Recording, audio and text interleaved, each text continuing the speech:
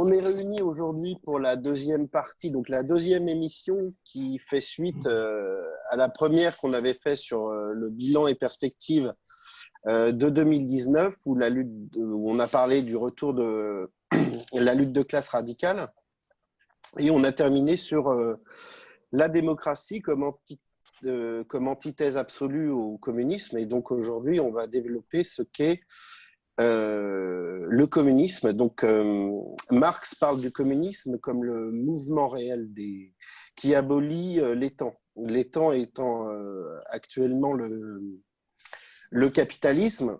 Et je voulais faire un parallèle avec ce que vous dites régulièrement, Francis, c'est que vous parlez souvent de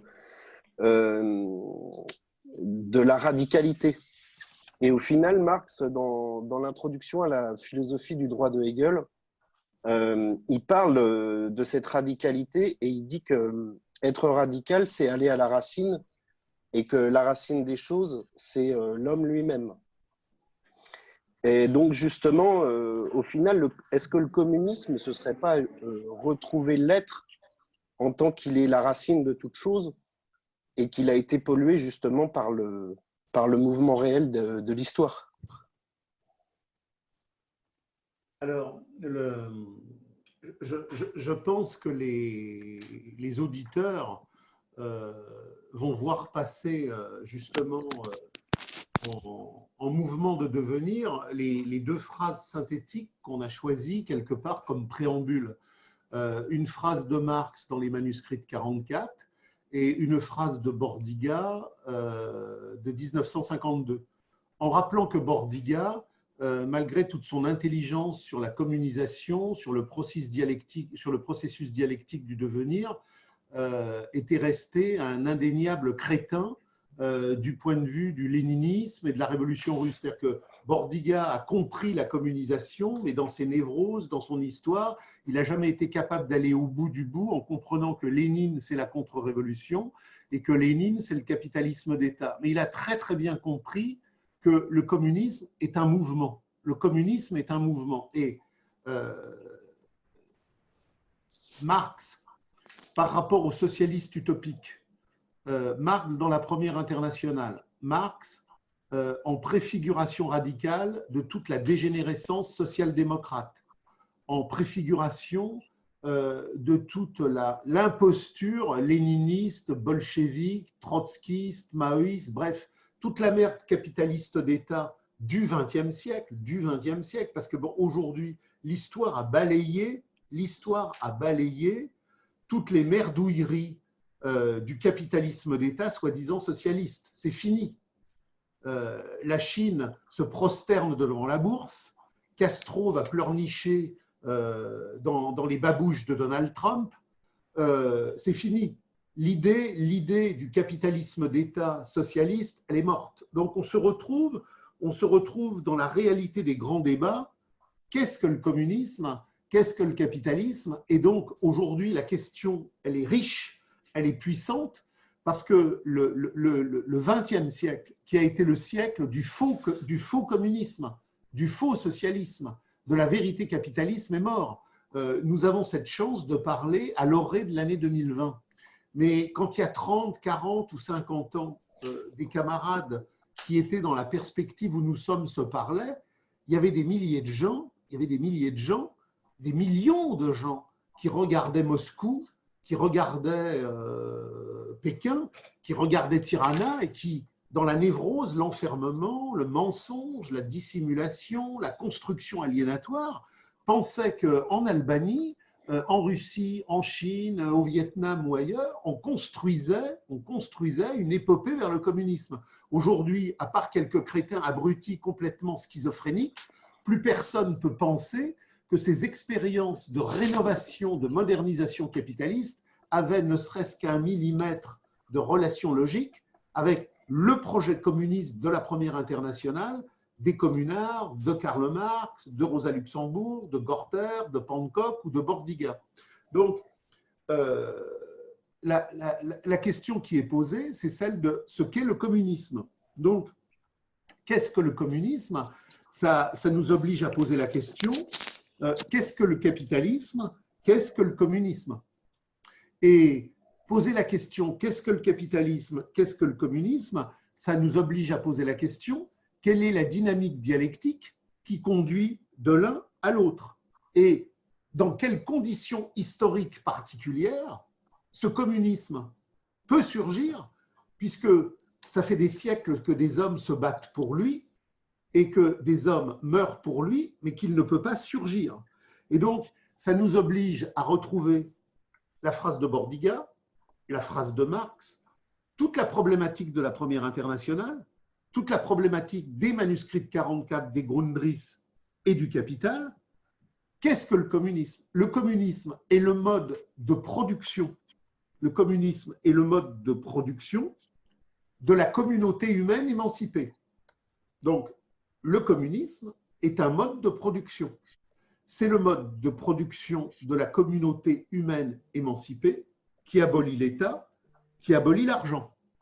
Mais ça, c'est le premier pôle dialectique d'une triade de détermination historique. Il y en a un autre, c'est que c'est en même temps le mouvement qui est incarcéré, c'est le mouvement qui est incarcéré dans le cheminement du capital et qui, peu à peu, malgré cette incarcération, trouve le cheminement historique de force, de puissance, de conscience, de volupté et de détermination qui permet d'invalider le cadre dans lequel il est encastré.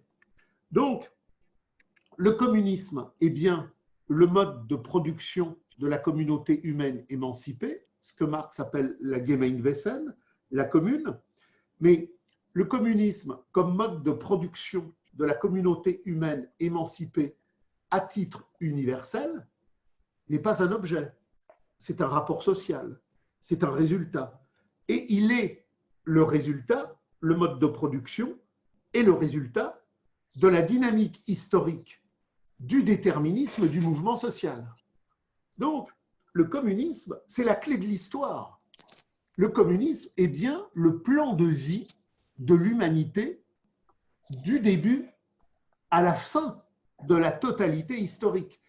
Je renvoie souvent des correspondants à un préhistorien qui s'appelle André Leroi-Gourhan. Et ce qui est très intéressant, c'est que Leroi-Gourhan, à partir de ses travaux, de ses fouilles, quelque part, de son archéologie sur le terrain, nous restitue toute une série d'articulations logiques qui renvoient à ce que Engels et Marx ont positionné, en tant que Engels et Marx ne les ont pas positionnés comme savoir constructif, mais bien comme mouvement réel. Le communisme tel qu'il est posé dans la Première Internationale, nous explique que le communisme existe depuis l'origine de l'histoire humaine jusqu'à la fin de l'origine de l'histoire humaine. La fin de l'origine de l'histoire humaine, c'est sa destination définitive quand ce communisme s'accomplit enfin à titre universel.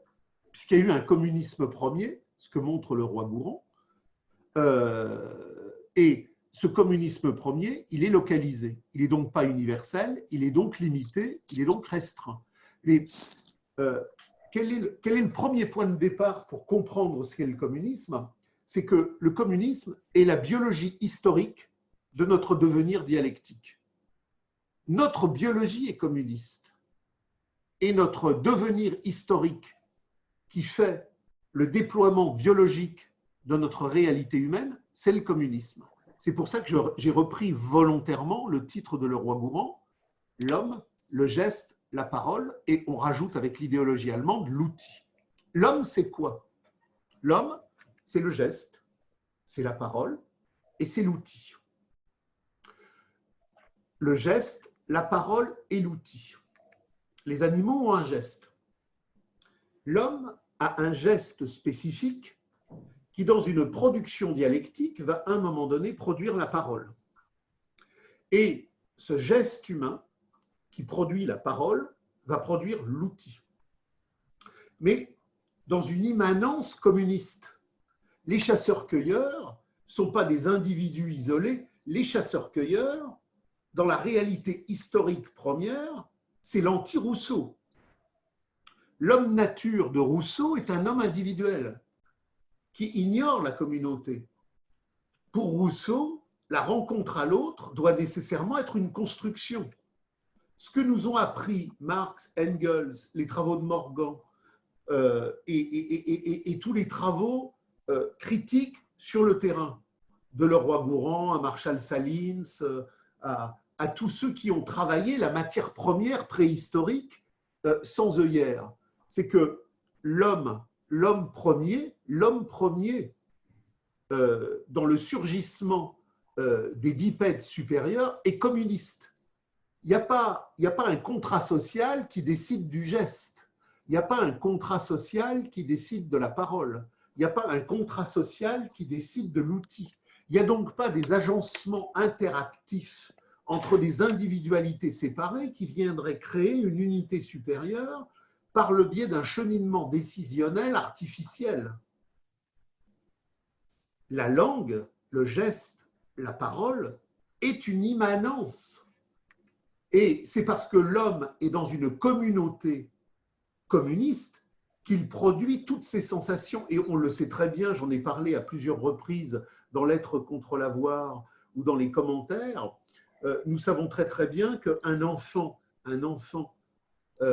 qui est sorti du champ communier premier, on a particulièrement ciblé la problématique des enfants abandonnés, des enfants loups, que les humains récupéraient après qu'ils aient vécu plusieurs années tout seuls avec des animaux dans la solitude. On découvrait des enfants qui avaient 6, 8 ou 10 ans et qui étaient dans l'incapacité d'accéder au langage, au geste d'intentionnalité et à la compréhension de l'outil. Parce que tout le développement de l'intelligence humaine est un développement communiste interactif de sensations, d'émotions, de volupté, de joie, de rencontres, de caresses, de conscience. Et bon, tout le monde connaît le bouquin de Lucien Malson et le film de Truffaut sur l'enfant de l'Aveyron ou l'enfant de l'Ardèche. Vous pouvez développer toute l'énergie que vous voulez sur un enfant que vous récupérez à 8 ans dans la forêt et qui, pendant ces 8 années, a été brisé de communauté, d'émotions, de rencontres, il n'accédera plus jamais au langage. Il n'accédera plus jamais à l'intelligence intentionnelle. Et il ne pourra plus jamais intégrer le développement émotionnel de la conscience historique. Donc, qu'est-ce que le communisme? C'est l'état premier de notre objectivité biologique et historique, parce que l'homme seul ne produit rien. Et dans les premiers groupes de chasseurs-cueilleurs, qui sont des groupes d'immanence communautaire, tout le développement ultérieur est contenu donc non pas dans l'additionnalité des individualités, puisque le tout est supérieur à la somme des parties, mais à cette fondation du commun biologique, du commun historique, du commun de la rencontre. Donc, qu'est-ce qu'un homme? Qu'est-ce qu'un homme? C'est un sujet historique de communauté obligatoire. Et tout le développement de l'humanité, pendant des siècles, s'est fait dans cette communion première de sensations, d'émotions, de gestes, de paroles et d'outils. L'homme tout seul ne produit rien. C'est la communauté des hommes qui produit la communauté de reproduction et de production des hommes, mais qui produit chaque singularité. Donc la singularité humaine n'existe que parce qu'elle est communiste. Et dans toute l'histoire première, Leroi-Gourhan, Engels, Morgan, Marshall Salins, Pierre Clastres, tout ce que vous voulez, tous les travaux envisageables, nous apprenons que nous ne sommes des singularités que parce que nous sommes des projections biologiques et historiques communistes, et que s'il n'y avait pas cette entité communiste première dans la dialectique des sédimentations primordiales, nous n'aurions ni le geste de l'intentionnalité, ni la parole de logique qui produit le logos, ni l'outil de la production et de la reproduction. Donc, qu'est-ce qu'un homme? Qu'est-ce qu'un homme? C'est une entité communiste qui, sur le geste, la parole et l'outil, produit une intentionnalité historique qui résulte du fait que le collectif n'est pas un bricolage ultérieur, mais une fondation première de la communion initiale.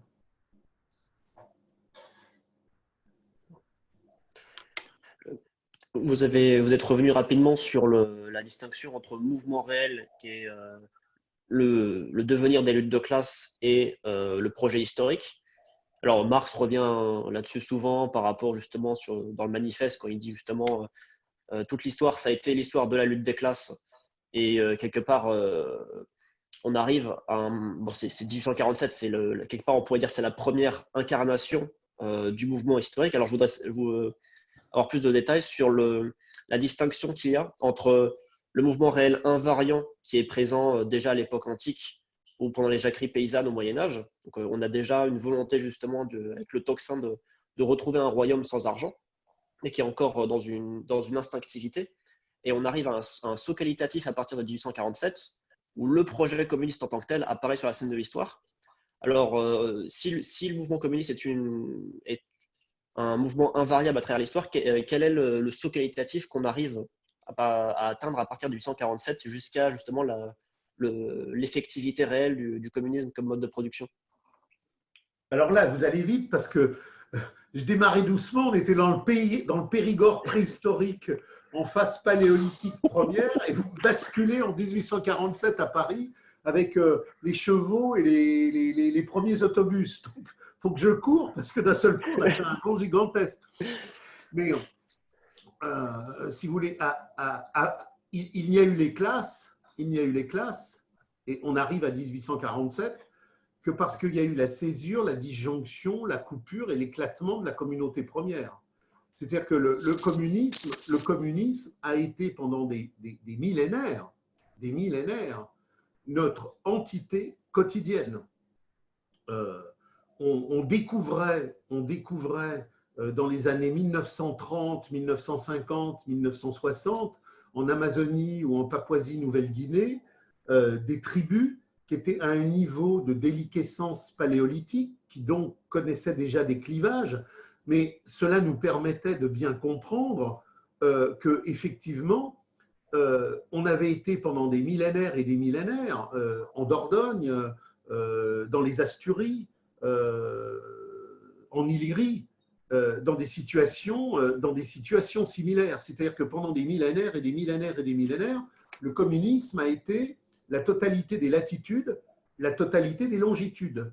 Et ce qui a fait péter le fait communiste et qui a produit le clivage, qui a produit le scindé, c'est cette fameuse révolution néolithique sur laquelle Engels et Marx n'ont pas cessé de travailler pour montrer que le passage de la communauté à la société était dû à cette révolution agraire. Et j'en profite, puisqu'on parle de communauté et de société, pour bien positionner l'alternative radicale. L'alternative radicale, c'est communisme ou civilisation. C'est communauté ou société. Le communisme est une communauté, ça n'est pas une société. Il n'y a pas de clivage. Il n'y a pas de kiwis, il n'y a pas de police, il n'y a pas d'ourps, il n'y a pas de politesse. Le grand clivage radical qui nous illumine dans la conscience, dans le devenir et dans le comprendre, c'est cette opposition radicale entre le communisme, une communauté sans État, sans argent, sans domestication, et la civilisation qui est la société, l'appropriation, le divisé, la propriété, l'État, l'argent, la monnaie, la domestication. Donc, il y a deux champs historiques. Il y a le communisme et il y a la civilisation. Et on y reviendra tout à l'heure. C'est pour ça que le communisme est le refus radical de toute la pourriture civilisationnelle à travers sa culture de servilité, à travers l'État, à travers la domestication, à travers la démocratie, à travers tout ce qui fait le progressisme de la marchandise. Mais donc, pendant des millénaires, on a vécu dans ces communautés-là. Alors, ce n'est pas Karl Marx et Friedrich Engels qui inventent ça. Ils le saisissent d'une manière radicale, mais aujourd'hui, même les travaux d'archéologie les plus débiles, du crétinisme universitaire le plus débile, sont obligés de reconnaître des clivages, des lignes frontières, des démarquages. Il y a le paléolithique et il y a le néolithique. Et il se passe quelque chose d'essentiel entre le paléolithique et le néolithique, quelque chose d'essentiel qui fait qu'on passe des chasseurs-cueilleurs à des populations agrariennes, on passe à des êtres ensemble, à des communaux sans pouvoir, à des communaux sans division, à des communaux sans guerre. La guerre, bon, aujourd'hui, vous avez des préhistoriens qui travaillent et qui découvrent que la guerre est un phénomène néolithique. Ce que tous les groupes communistes des années 1830, 1840, 1850 avaient positionné, la guerre n'est pas un facteur humain. La soif de pouvoir n'est pas un facteur humain. C'est la guerre, la volonté de pouvoir, la volonté de domination, ça résulte d'un espace social qui rend possible et nécessaire ces cheminements-là. Il n'y a pas de guerre au paléolithique, il y a des affrontements momentanés entre un groupe et un autre groupe, mais il n'y a pas de guerre. La guerre surgit comme phénomène de masse au néolithique, dans le développement de la valeur d'échange, dans le développement des grandes appropriations agrariennes, dans le développement des stocks, dans le développement des villes, dans le développement des échanges commerciaux, dans le développement de l'écriture comptable qui comptabilise l'aliénation, des écritures religieuses et littéraires qui narrent le compte des fondations aliénatoires de l'administration nécessaire des hommes. Bon, il y a donc une rupture radicale. Et alors, cette rupture radicale, elle nous pose deux questions. Pourquoi? Puisque les hommes vivaient dans le communisme, à un moment donné, ce communisme a été aboli. Donc, on a la réponse dans tout le travail phénoménologique produit par Marx en poursuite de Hegel, idéologie allemande, origine de l'État, etc. C'est-à-dire que le communisme premier fut un communisme local. Il ne fut pas un communisme universel. Les communautés de Papouasie-Nouvelle-Guinée ignoraient totalement l'existence des communautés indiennes de l'Arizona. Les communautés algonquines ignoraient totalement l'existence des communautés celtiques ou germaniques. Chaque communauté était isolée dans un isolat historique qui n'était d'ailleurs pas historique puisqu'il n'était pas dans l'intentionnalité de l'universalité de l'espace-temps mondial. Donc, quand les phénomènes de dissociation, de distanciation, de cassure, de fracture ont surgi dans le croissant fertile de la révolution agraire autour du Tigre, autour de l'Euphrate, autour du Nil, plus loin autour du Gange ou autour de l'Indus, ce sont des communautés locales qui se sont déstructurées dans une conscience locale. Et on ne peut comprendre le devenir de la dislocation, y remédier et le dépasser que si la conscience dépasse ce qui disloque. Et on ne peut avoir une conscience qui dépasse ce qui disloque que si une conscience dépasse le local. Et pour qu'une conscience dépasse le local, il faut qu'elle soit anti-locale, il faut qu'elle soit universelle. Et c'est tout le développement de l'histoire aliénatoire de la marchandise qui n'a pu produire une conscience universelle qu'à partir du 19e siècle, dans le fracas des temporalités sociales de la modernité du capital, qui à partir de Hegel et à partir de Marx nous a donné une conscience universelle contre le cosmopolitisme de la marchandise. Mais les pauvres Iroquois, les pauvres Germains, les pauvres Gaulois, les pauvres populations du Gange ou de l'Indus étaient dans l'incapacité d'avoir un rapport social de compréhension sur cette dislocation, puisque cette dislocation était enfermée dans les territoires étroits du surgissement de la dislocation. Donc c'était sans issue. Donc le communisme premier était condamné à disparaître, puisque la révolution néolithique qui faisait éclater les communautés locales était en même temps dans l'incapacité de permettre à ces groupes d'avoir une conscience historique autre que celle du on rentre dans le grand fracas de cette dislocation et on passe d'un statut de chasseur-cueilleur à un statut d'agrarien-stockeur. Donc, la communauté n'est pas morte, la communauté communiste n'est pas morte par hasard, elle est morte par nécessité.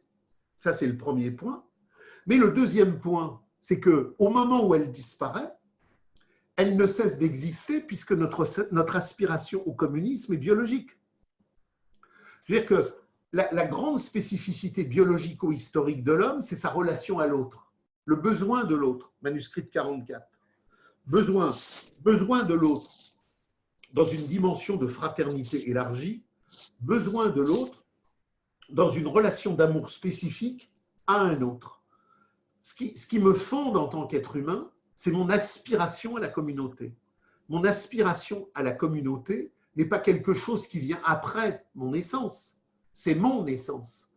Je existe parce que je n'existe que dans la rencontre affective, émotionnelle, historique, pratique, fraternelle, de tout ce qui fait que dans le champ interactif de la communion se crée l'être. Chacun de nous n'existe parce qu'il est rencontre communiste à l'autre.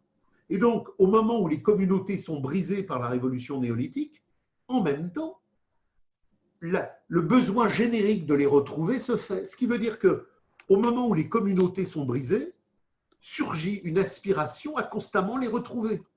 Donc, depuis que la communauté première a été brisée par la dislocation néolithique, les hommes n'ont pas cessé, sous des formes diverses, à travers des formulations religieuses, des formulations mythologiques, des formulations artistiques, des formulations sociales de lutte de classe, de vouloir retrouver ce qui leur avait été ravi. Donc, le communisme est notre naissance historique première, dans la dialectique primordiale de notre essence biologique, dans le devenir spatio-temporel de la véritable histoire des hommes, et c'est tellement fort que depuis qu'on en est séparés, on n'arrête pas de vouloir y retourner. Et toute l'histoire depuis le néolithique, on y reviendra après, on arrivera à ce 1847, toute l'histoire de l'humanité depuis qu'on lui a pris le communisme dans le despotisme de la valeur d'échange, c'est de vouloir y retourner. Oui, alors je vais vous refaire faire peut-être un saut et revenir sur la question du langage, si vous voulez bien. D'accord. Parce que vous nous dites que le communisme, donc, c'est à la fois le mode de production et le mouvement qui est enfermé dans le capital. Vous nous avez dit tout à l'heure, personne ne peut penser aujourd'hui que le communisme, c'est Mao, Staline, etc. Or, si, justement, tout le monde pense que c'est Mao, Staline, etc. Parce que le langage a été totalement déstructuré par le capital. Alors bon, je ne vais pas revenir sur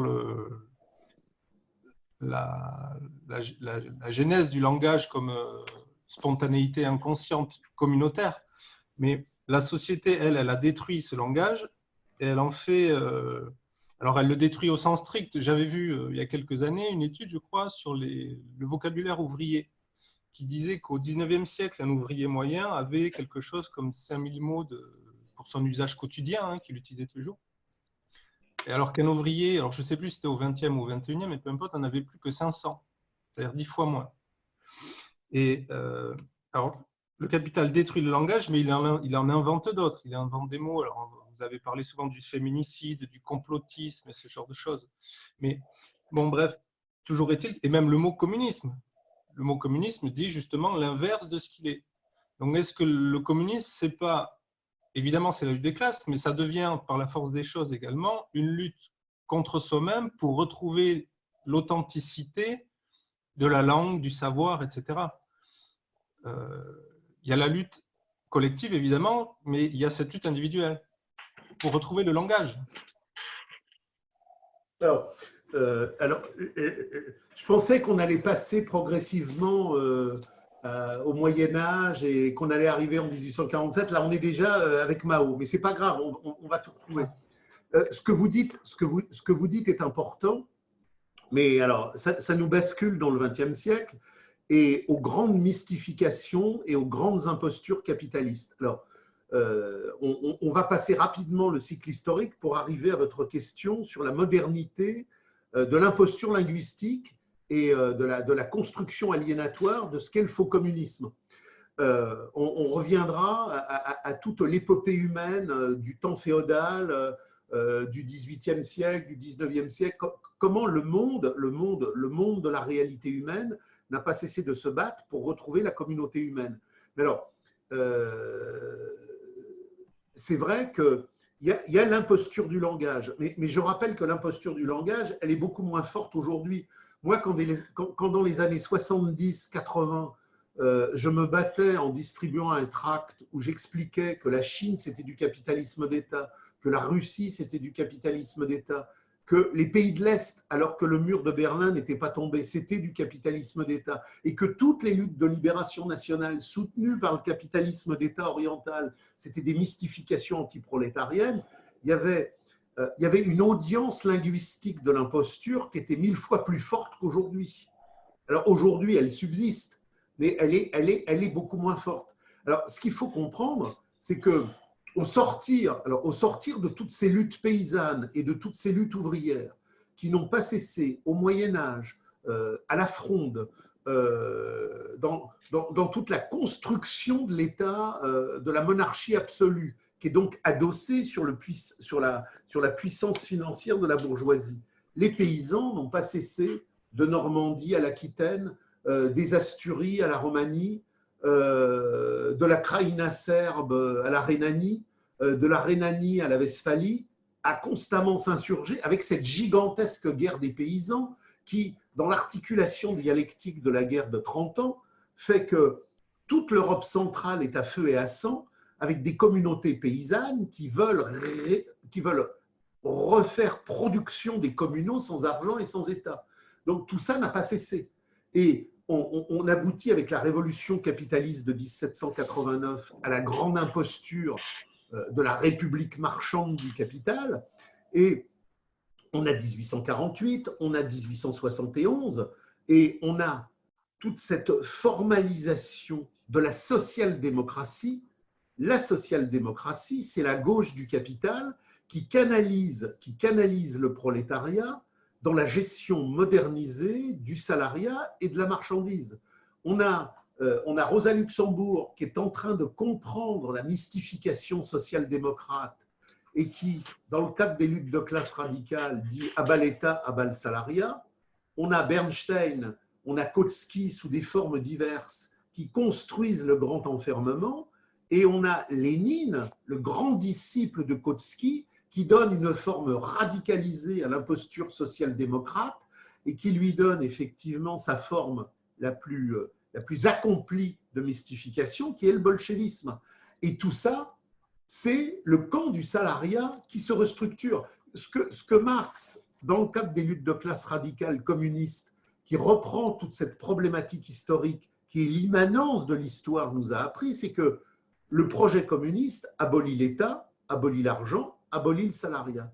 Et il se crée, entre la social-démocratie et le bolchevisme, une gigantesque mystification qui d'abord est locale, puis qui devient mondiale, parce qu'elle est un outil stratégique pour le capital dans sa novation moderniste de la domination réelle qui surgit au XXe siècle, pour enfermer le prolétariat dans un mythe capitaliste qui serait présenté comme anticapitaliste. Donc, le communisme, c'est bien l'abolition du salariat, de l'État et de l'argent dans cette longue histoire qui fait que la communauté des hommes produit pour la communauté des hommes et non pas pour une valeur d'échange, pour une aliénation, pour une extériorisation d'exploitation ou de domestication.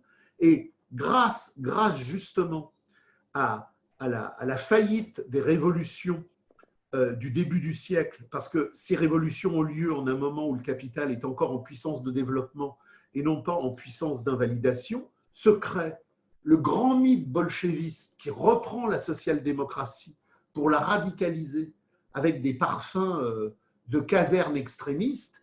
Et le camp du capital a là quelque chose de merveilleux pour enrégimenter le prolétariat.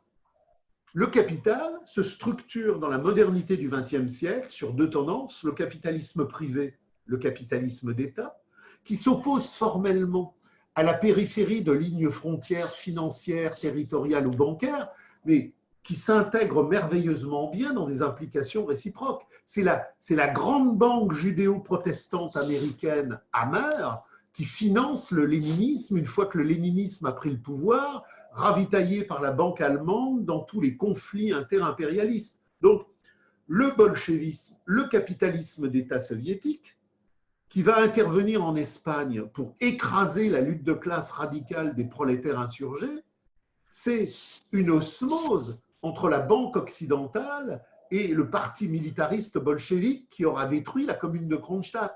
Donc, quand vous dites qu'aujourd'hui, il y a encore un confusionnisme idéologique et linguistique, certes, mais il n'a rien à voir avec ce que nos ancêtres des groupes radicaux des années 30, des années 40 ou 50, imaginez-vous un prolétaire dans les années 30 qui se retrouve dans le groupe Bilan ou qui se retrouve dans le groupe Union communiste et qui se retrouve boulevard Saint-Michel à distribuer un tract dans les années 30. Moscou, c'est du capitalisme d'État. Vous imaginez l'abîme entre la radicalité de ce texte et la population ouvrière qui circule, puisqu'à l'époque, il y avait encore un prolétariat parisien, donc il n'y avait pas que des bobos qui circulaient boulevard Saint-Michel ou à la Bastille. Il y avait beaucoup de prolétaires. Mais distribuer aux prolétaires des années 30 un tract qui leur dit « Moscou, c'est le capitalisme mondial. Staline, c'est l'allié des banquiers. Et d'ailleurs, la banque, Staline, Roosevelt vont tous vous envoyer au charnier de la Seconde Guerre mondiale pour résoudre la crise du capital et détruire votre subversion prolétarienne. » Ce truc-là, mais les gens se faisaient lyncher quand ils distribuaient ça. Aujourd'hui, il y a encore des confusions linguistiques, il y a encore des impostures langagières. Mais si vous distribuez un tract en disant les pays de l'Est n'ont jamais été communistes, socialistes, ça a toujours été du capitalisme d'État, il y a peut-être des gens qui ne vont pas comprendre. Mais l'ardeur, l'inflammation idéologique, le délire qui existait a disparu. Donc il y a encore le confusionnisme, mais quand aujourd'hui on dit que les trotskistes étaient des clowns, que les staliniens étaient des flics, que tous ces gens-là étaient des pourris policiers qui matraquaient et qui écrasaient la lutte de classe prolétarienne. Quelque part, ça a un sens parce que tout le monde peut aller bosser pour comprendre comment Trotsky, Lénine, Staline ont massacré constamment le prolétariat révolutionnaire. Mais à l'époque, c'était impossible. Donc, il y a encore des complexités parce que les gens, dans leur inculture, dans l'aliénation et dans l'idéologie, croient que les pays de l'Est ont pu être du communisme. Mais c'est beaucoup plus facile d'expliquer aujourd'hui que c'était de l'imposture qu'il y a 40 ans.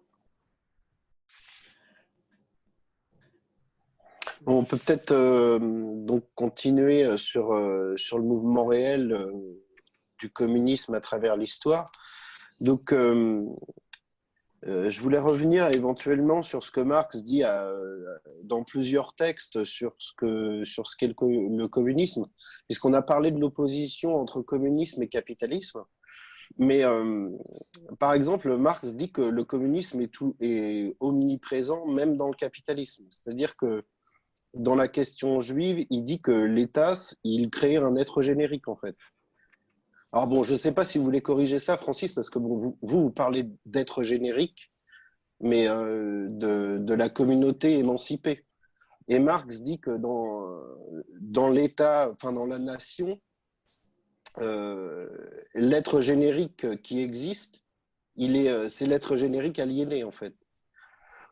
Et au final, dans l'idéologie allemande, il va plus loin. Il prend par exemple des exemples sur l'art, sur la production en général, et il montre que toutes les œuvres que les hommes consomment, que ce soit de l'art, que ce soit… il prend l'exemple de Mozart, je crois. Il prend l'exemple de la chapelle Sixtine aussi, où il montre que ce n'est pas du tout la production d'un seul homme, mais que c'est toujours une œuvre collective. Et donc, au final, est-ce qu'on pourrait poser la question de l'opposition qu'il y a entre communisme et capitalisme? C'est-à-dire que le communisme, c'est ce qu'il y a de plus vrai, de plus réel, de plus ontologique, qui est la vérité de l'être, mais que le capitalisme, en fait, il est juste là pour contrôler cette réalité-là et la vampiriser pour continuer de vivre. Mais ce qui fait la réalité profonde du mouvement de l'histoire, c'est que c'est toujours le communisme, même quand le capitalisme est présent. Alors, ce que vous dites est important, mais je vais le relier à ce que je disais tout à l'heure sur communisme ou civilisation, sur communauté ou société. Dans une société, les hommes sont séparés d'eux-mêmes. Ils sont clivés. et on essaye de produire une destination collective qui est plaquée sur leur ontologie. C'est toute la différence entre Proudhon et Marx dans la Première Internationale. Mais c'est la même différence avec Cabet, Considérant, les phalanstères, Bakounine, les anarchistes, Lassalle, la social-démocratie. C'est-à-dire que le communisme n'est pas une vision sociale qui vient se mettre sur la vie des hommes. Ce n'est pas une extériorité qui vient coiffer la nécessité interactive et plurielle de la relation collective. Le communisme est une immanence et la communauté, elle est le résultat de cette immanence par laquelle les hommes en communauté, en communion, créent une destination communière à la satisfaction communiste de leur réalité ontologique globale. Donc, le communisme ne se réalise pas par décret. Le communisme ne se réalise pas par éducation, par pédagogie. Il faut bien comprendre que le communisme, Marx, Engels, les groupes radicaux subversifs, tous les groupes ouvriers maximalistes sont dans un cadre, dans une projection, dans une signification, dans une définition qui est celle de l'immanence et de l'automouvement. La communauté, c'est ce que nous vibrons en nous-mêmes, en chacun d'entre nous, vers tous les autres. Et je jouis, je suis conscience, je m'épanouis, je suis satisfaction, je me fertilise, je me solidifie, je grandis, parce que je suis dans la relation à l'autre, parce que je suis dans la relation aux autres. Et c'est tout ça, c'est cette relation-là qu'avaient les chasseurs-cueilleurs qui fait jouissance, qui fait anti-aliénation, qui rompu au néolithique, ne cesse de se chercher, ne cesse de se retrouver.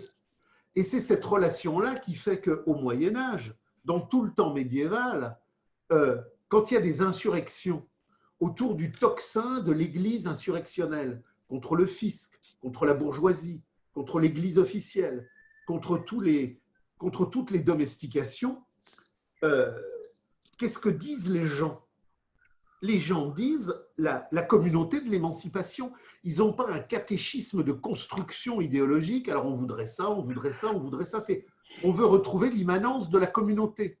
La communauté, c'est quelque chose qui n'a pas besoin de s'expliquer dans un catéchisme politique, économique, de revendication, de sollicitation, de pleurnicherie ou de projet. Elle est l'immanence. Et elle est l'immanence parce qu'elle est la communauté. Et la communauté est notre être générique. Je ne suis rien seul. Je suis, dans mes gestes, dans ma parole, dans mes désirs, dans mes émotions, le produit communautaire d'une histoire communautaire. Et la révolution néolithique qui a brisé cela produit la grande désespérance aliénatoire de l'humanité qui ne cesse de vouloir se retrouver. Et du néolithique jusqu'à la révolution capitaliste de 1789, j'ai constamment des insurrections paysannes qui veulent retrouver la communauté de la communion. Il n'y a pas besoin d'un théoricien qui se balade de village en village avec une valise et qui leur vend des petits fascicules. Vous savez, il faudrait vous battre contre l'État, il faudrait vous battre contre l'argent, il faudrait vous battre pour retrouver les biens communs. Il n'y a pas besoin de substrat extérieur pour dynamiser le groupe. Le groupe est ancré dans son histoire, dans les foyers de l'être, dans la demeure de terre de l'histoire profonde. Donc, à partir du moment où on positionne ça, il y a effectivement deux êtres génériques. Il y a l'être générique vrai et il y a l'être générique factice. Parce qu'au bout de l'être générique, il y a le désir. Et il y a le vrai désir et il y a le faux désir. Et on aboutit à partir de là, à partir de la révolution de 1789, révolution capitaliste par essence, parce qu'il faut toujours se rappeler que il n'y a de révolution capitaliste que si préalablement il y a une révolution agricole qui tue les communaux. De la révolution néolithique à 1789, les communaux ont subsisté territorialement comme géométrie de l'espace, tout en étant de plus en plus dissous, érodés et déstructurés. Et 1789, la grande révolution capitaliste agraire qui conduit à 1848 à 1871, c'est la fin de la paysannerie communautaire. Quand j'assiste à une subversion paysanne en 1300, ou même encore au moment de la Fronde, j'ai des communaux paysans qui défendent une communauté générique paysanne. Suite à la révolution capitaliste de 1789 et à tout le mouvement d'appropriation privée de la terre, quand j'arrive en 1848 et que je regarde le paysage, les communaux ont disparu, je n'ai plus que des appropriations privatives de la terre. Donc toute cette révolution-là, elle a tué l'être générique des communaux premiers. Mais les communaux premiers, ils ont conservé ce substrat générique, ce substrat biologique dans la communauté ouvrière. 1848, 1871, la sidérurgie, les mines, ça recrée une communauté de combat qui reprend cet être générique sous une nouvelle forme. Donc, il y a deux êtres génériques. Il y a l'être générique vrai, qui est effectivement un être générique de la communauté émancipée, de la communauté de la jouissance de l'être. Mais cette communauté émancipée de la jouissance de l'être, dès lors qu'elle est domestiquée, aliénée et soumise, elle est reconvertie en son contraire, c'est-à-dire en la foule abrutie du désir de la quantité et du désir de l'avoir. C'est parce qu'il y a un être générique qui veut jouir en l'être, qu'il y a un être générique brisé qui est dans l'angoisse, qui peut sombrer dans la jouissance de l'avoir. Et donc, quelque part, il y a effectivement constamment une interaction dialectique entre le communisme et le capitalisme. C'est parce qu'il y a un désir de vraie jouissance en l'être qui est brisé que le capital asservit ce désir de jouissance en l'être pour l'enfermer dans les grands camps de concentration de la jouissance de l'avoir. Donc, il y a un lien entre l'être et l'avoir, la communauté, la société, le communisme, le capitalisme. Le capitalisme vit constamment du communisme qu'il retourne, qu'il aliène, qu'il emprisonne. Et aujourd'hui, dans les grèves que l'on peut rencontrer, même les plus ridicules et les plus réformistes, le capital joue de ça. Parce que même la grève la plus réformiste et la plus débile, elle produit un réchauffé de rencontres entre les hommes dans la revendication qui permet au capital d'user de cette conduction de rencontres entre les hommes pour écraser la satisfaction vers l'être et la reconvertir en satisfaction complètement plombée vers l'avoir. Oui, juste pour revenir sur ce que disait Guillaume tout à l'heure, c'est important, le fait que même dans le capital, toute production humaine est une production sociale. Parce que, je ne sais pas moi, un ingénieur de chez Peugeot, par exemple, il ne réinvente pas le moteur à combustion à chaque fois qu'il veut inventer une nouvelle voiture. Toute production est sociale. Est sociale et d'une certaine façon communiste, mais c'est masqué par les agencements du capital qui en plus ralenti le développement du savoir avec des agencements juridiques comme des brevets ou des choses comme ça. Et ça, c'est très important parce que les gens, on parlait du langage tout à l'heure, quand ils ne pensent pas que le communisme, c'est la mort, ils pensent que c'est une utopie, alors qu'il est déjà là, masqué, contraint, mais tout est déjà là. Il y a juste à se réapproprier ça, en fait. Je voudrais revenir sur ce que vous disiez précédemment sur les serfs et justement le développement des classes. Je crois que Marx revient souvent sur les différentes définitions qu'il a du communisme. Il dit bien, c'est pas ce qu'un prolétariat pense ou veut à un moment donné. C'est même pas le but que pourrait avoir le prolétariat, que le prolétariat se définit comme but. Il est l'automouvement de l'autoproduire du prolétariat dans sa lutte spontanée. Mais alors ça, c'est assez essentiel. Alors, il dit bien, c'est en adéquation avec son être, le communisme est ce que le prolétariat est contraint de faire. Alors déjà, là-dedans, on peut en parler juste à ces phrases pendant des heures, mais je voudrais juste revenir là-dessus pour voir à quel point c'est le prolétariat en tant que sujet historique qui réalise, qui incarne et qui fait que le communisme apparaît sur la scène de l'histoire à un moment donné, et que quand bien même il y a des classes dépossédées à travers l'histoire, quand bien même il y a les serfs fugitifs qui se font pourchasser dans des vrais théâtres terroristes dans lesquels va naître le capitalisme anglais, dans la guerre contre les paysans, etc., il n'y a que le prolétariat en tant que sujet historique qui incarne le projet communiste. Donc, comment est-ce qu'on pourrait définir le prolétariat dans sa négation par rapport à son aspiration biologique au communisme? Et comment, justement, en négatif de cette définition, on peut concevoir quel est le mode de production capitaliste, quelle est sa spécificité, et pourquoi, quelque part, il est, alors, on va un peu vite, mais pourquoi il ne peut pas avoir un autre mode de production qui serait marchand après le capitalisme? Alors, la phrase que vous citez est importante, elle est positionnée dans la Sainte Famille. Dans la Sainte Famille, Marx dit, Marx et Engels disent, et ce n'est pas eux qui le disent, parce qu'il faut toujours que nos auditeurs se souviennent bien que chaque fois que Marx et Engels parlent, et ils sont les premiers à le dire, ils disent « ce que nous disons ne sort pas de notre tête, nous sommes simplement les expressions théoriques qui essayent d'être les plus justes en fonction d'un mouvement réel qui nous fait dire ce que nous disons. » C'est-à-dire que moi, Charles Marx, j'ai rien à dire. Moi, Friedrich Engels, j'ai rien à dire. Ce que je dis, ce que j'écris, ce que je précise, c'est parce qu'à un moment donné, dans la grande conflagration des années 1848, il se précise toute une série de réalités matérielles qui, pendant des siècles, ont été obscures et qui, grâce à la révolution capitaliste de 1789, qui est le point sublime de l'aliénation universelle, qui permet de comprendre toutes les aliénations passées et de comprendre toutes les aliénations qui arrivent, tout devient lisible du point de vue de l'universel. Et la phrase de Marx, c'est « ce qui compte, ce n'est pas ce qu'un prolétaire s'imagine, ce n'est pas ce qu'un individu s'imagine, ce n'est même pas ce qu'un groupe de prolétaires ou même l'ensemble des prolétaires pourrait s'imaginer qui compte. C'est ce que le prolétariat, en tant que rapport social objectif, sera contraint de faire à un moment donné. On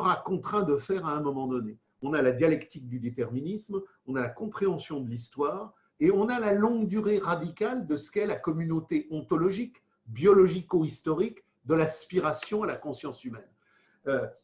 Depuis que le néolithique s'est emparé du monde, les hommes n'ont pas cessé de vouloir retrouver la communauté. Mais toutes les luttes furent des défaites. Toute l'histoire du temps médiéval, de Brest jusqu'à Vladivostok, toute l'histoire du temps féodal, toute l'histoire du temps baroque, toute l'histoire du temps classique n'est faite que d'insurrections avec des hommes qui veulent retrouver le communaux, qui veulent retrouver la communion, qui veulent retrouver l'espace communier, mais qui, malgré le nombre de fourches, malgré le nombre de faux, malgré l'ardeur, malgré la violence de classe, sont condamnés à mourir. Et à chaque fois, ça se termine par un bain de sang, et la dialectique du capital, qui résulte de l'autonomisation de la valeur d'échange, ne cesse de se fortifier, de se fortifier, de se fortifier. Et si vous prenez l'histoire de toutes les luttes sociales d'avant 1789, c'est des bains de sang paysans qui se terminent toujours dans l'isolat et dans la mort. Parce que les paysans de Dordogne ne montent jamais jusqu'au Pas-de-Calais. Et même dans la grande insurrection des dialectiques de la guerre de 30 ans, avec l'insurrection communeuse des anabaptistes, on a un vaste territoire de l'Allemagne centrale, mais ça frôle le Danemark, ça frôle la Lorraine, mais ça ne descend pas sur la Bretagne. La compréhension d'une conscience universelle n'est pas possible. Et le temps de l'aliénation universelle, dans ces contradictions qui vont produire la valeur d'échange, le capital et les conditions de mort du capital ne sont pas possibles. Donc, du néolithique jusqu'à aujourd'hui, toutes les luttes paysannes se sont soldées par des écrasements militaires qui ont fait que l'État a gagné. Parce qu'on était dans le temps du montée de la valeur d'échange. Et puis, ça continue après, quand le prolétariat communeux disparaît et que quelque part le flambeau d'un incendie social est transmuté et transmis au prolétariat industriel. 1832, opéra sanglant. 1848, massacre. 1871, massacre. La commune spartakiste de Berlin, 1919, massacre. La commune de Kronstadt, massacre. La révolution de 1905, la révolution de 1917, extermination par les bolcheviks de la révolution.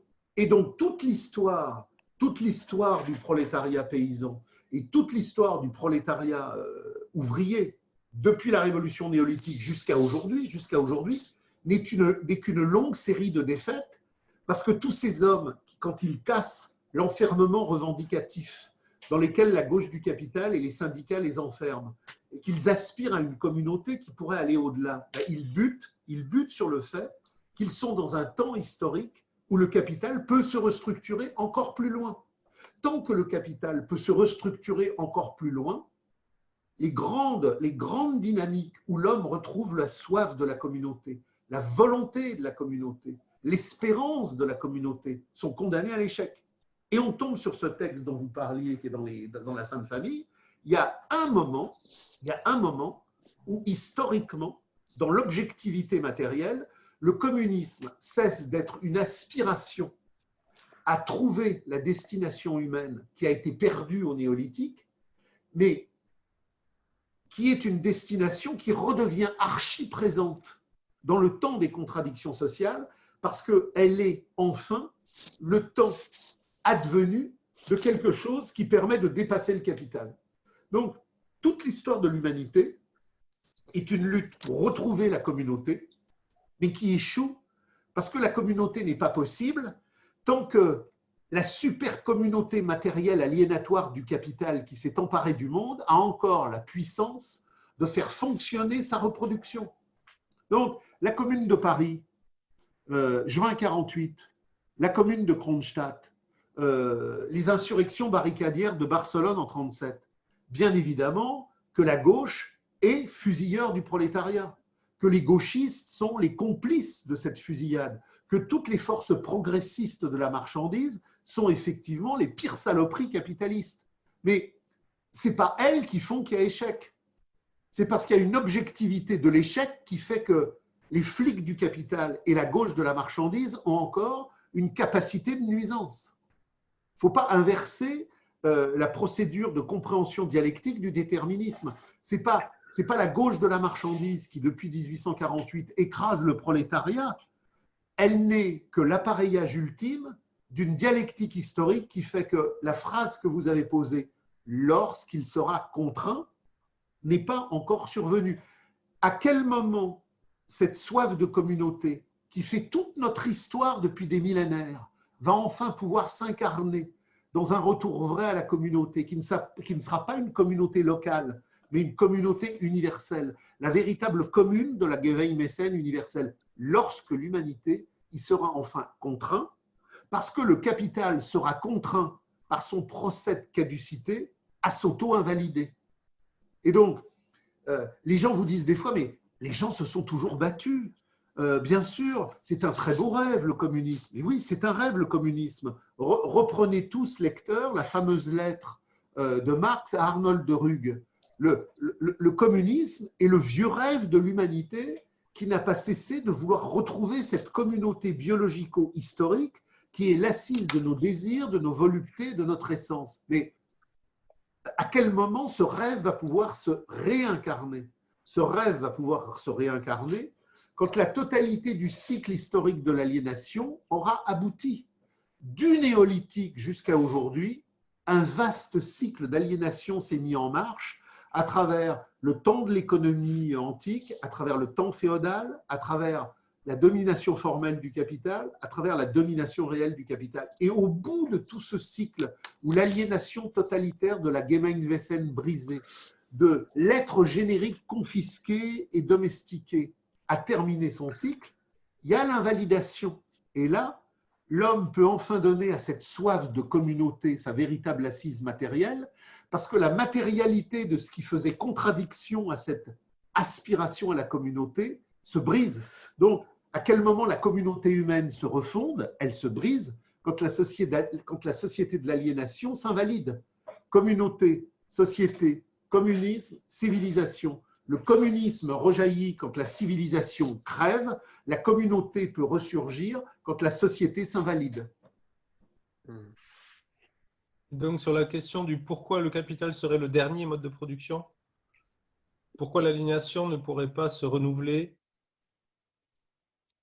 Alors, le capital n'est pas un objet. Le capital est un rapport social.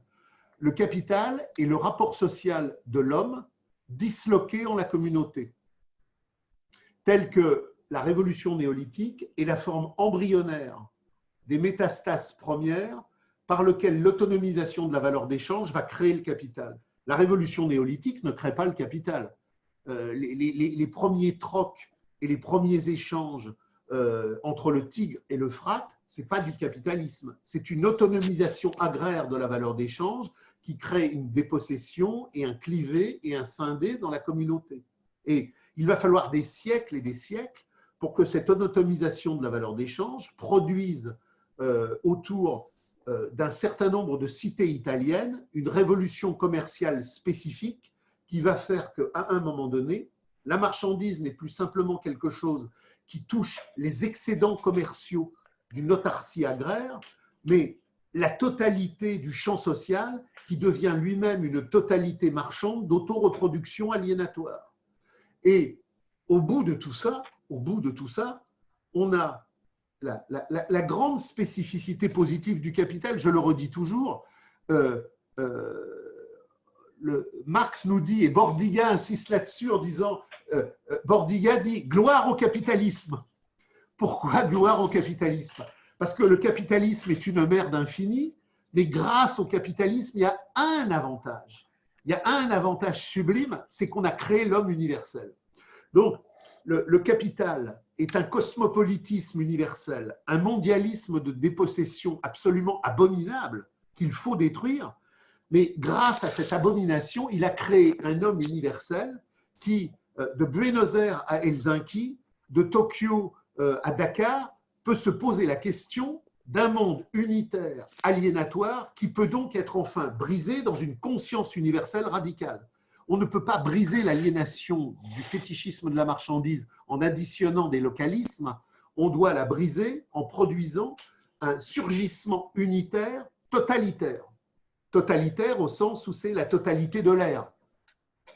Donc, à partir du moment où la crise totale du capital surgit, ce n'est pas simplement un système qui s'écroule, parce que ce n'est pas un objet qui tombe, c'est un rapport social qui s'invalide. Et c'est le rapport social qui s'invalide en ce sens que le rapport de la domination du capital, c'est le rapport de la communauté des hommes brisé. Donc, à partir du moment où ce rapport qui s'invalide précisément, il s'invalide parce qu'il produit dialectiquement le déterminisme du ressurgissement de la communauté. Et pour une fois dans l'histoire du monde, ce ressurgissement ne peut pas être localiste. Il est d'emblée mondial parce que c'est la crise mondiale de la valeur d'échange. Et comme c'est la crise mondiale de la valeur d'échange qui s'auto-invalide au niveau planétaire, quel que soit l'espace où la coopérative communiste en mouvement se met en situation de lutte, elle est contrainte, et on retrouve la phrase de Charles de la Sainte Famille, l'homme est contraint, le rapport social de la communauté reconstruite est contraint, parce que c'est la communauté qui se reconstruit, d'invalider la collectivité aliénatoire de la valeur d'échange.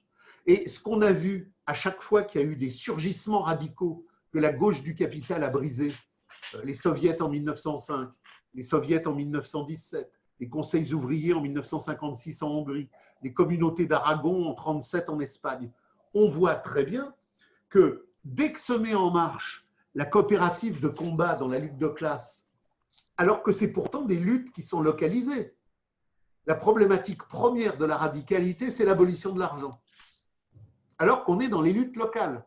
Donc on imagine très bien, au niveau de la crise universelle de la valeur d'échange, que ce n'est pas un truc moral, idéal, poétique. Ah ben non, on ne va pas reprendre l'argent. Vraiment, l'argent, ça ne nous plaît pas. Ce n'est pas du discursif ou du prédicatif. C'est de l'ontologique Et c'est de l'ontologique historique parce que à partir du moment où tout redémarre, ça ne redémarre pas en se disant bah, est-ce qu'on reprend l'ancien? L'ancien est mort et il est mort de sa propre caducité. D'ailleurs, si on voulait être taquin, on pourrait dire que si le mouvement réel, si le mouvement réel, c'est justement la lutte de classe, l'essence de l'histoire, c'est de produire le capital. Et l'essence de l'essence, c'est justement c'est la crise du capital. Et le capital, il est réellement lui-même qu'à partir du moment, comme toute chose, au moment précis où il meurt. Et au moment précis où il meurt, il génère nécessairement la crise et la dictature du prolétariat. Donc, quelque part, le capital, c'est la mère ou le père, ça dépend comment on s'imagine, et c'est le parent du communisme, quelque part. Donc, c'est ça qui est. C'est pas juste une simple opposition, c'est vraiment la création spécifique de l'histoire, c'est de générer justement ce prolétariat universel qui n'est pas le cerf fugitif, qui n'est pas le paysan. Parce que dans le développement encore immature de la production, il y a le développement encore immature de la conscience. Et si le communisme est mort, ou en tout cas c'est endormi historiquement à partir du néolithique, parce que précisément il y avait une absence de conscience universelle, puisque l'universalité du communisme n'est pas quelque chose qui est produit en soi, il a fallu cette longue maturation pour que le prolétariat arrive comme produit historique propre du capital, comme conscience qui n'a rien à positiver dans le capital, qui n'a rien à positiver de la marchandise. Il est quelque part la classe la plus absolue et la plus historique, parce que c'est précisément la seule classe qui va produire au-delà de la classe. Donc, et ça, je pense que il faudrait peut-être qu'on revienne justement sur cette définition-là, puisque on a dit que le communisme est mode de production, il est mouvement réel qui amène ce mode de production, il est en même temps le projet historique qui dit la nécessité, le dire, du devenir de ce mode de production. Et ce passage-là entre le projet historique qui apparaît à partir de 1847 avec le manifeste et l'effectivité du mode de production, il y a justement ce long processus de maturation qui fait qu'à un moment donné, ce qui était dans la domination va devoir, au sein même de la domination, produire l'anti-domination. Et vous parlez justement de la lettre à Ruge. Il y a une phrase justement de Marx qui est assez décisive et qui est un peu compliquée à saisir pour comprendre qu'est-ce que le communisme dans son effectivité. C'est dit la révolution communiste et le communisme. Enfin, la révolution communiste, c'est la dernière révolution politique. C'est une révolution politique qui produit en même temps l'antipolitique. Et on revient sur la définition du prolétariat en tant que c'est la seule classe historique qui, parce qu'elle est contrainte de le faire, parce qu'elle ne peut plus se réaliser sa personnalité autrement qu'en se niant soi-même, est la seule classe qui nie le principe même des classes. Et c'est aussi ça la spécificité du communisme en tant que mouvement de l'histoire, c'est qu'il produit réellement quelque chose de nouveau, complètement à l'extérieur de lui-même, qui est en même temps le renouveau de notre organicité. Alors, là, je voudrais faire une synthèse entre ce que dit Charles et ce qu'a dit Michel, parce qu'effectivement, il y a deux choses. Chaque mode de production, lorsqu'il entre en crise terminale, s'invalide. Et dans le cadre de cette logique historique de la détermination, il s'avère qu'il est impossible qu'il revienne. Lorsque le mode de production antique s'est définitivement décomposé au moment des invasions germaniques, même si vous avez eu par exemple en Gaule le royaume de Syagrius, qui voulait maintenir une contemporanéité gallo-romaine persistante. C'est pas possible. Donc, quand le mode de production antique tombe historiquement dans sa caducité, il est dépassé et le féodalisme arrive. Et même s'il y a un certain nombre de personnalités qui voudraient faire ressurgir l'Empire romain, il tombe et il a définitivement chuté. Quand au moment de la féodalité la plus crisique, tout le système ancien s'effondre, il s'effondre et il ne peut pas revenir.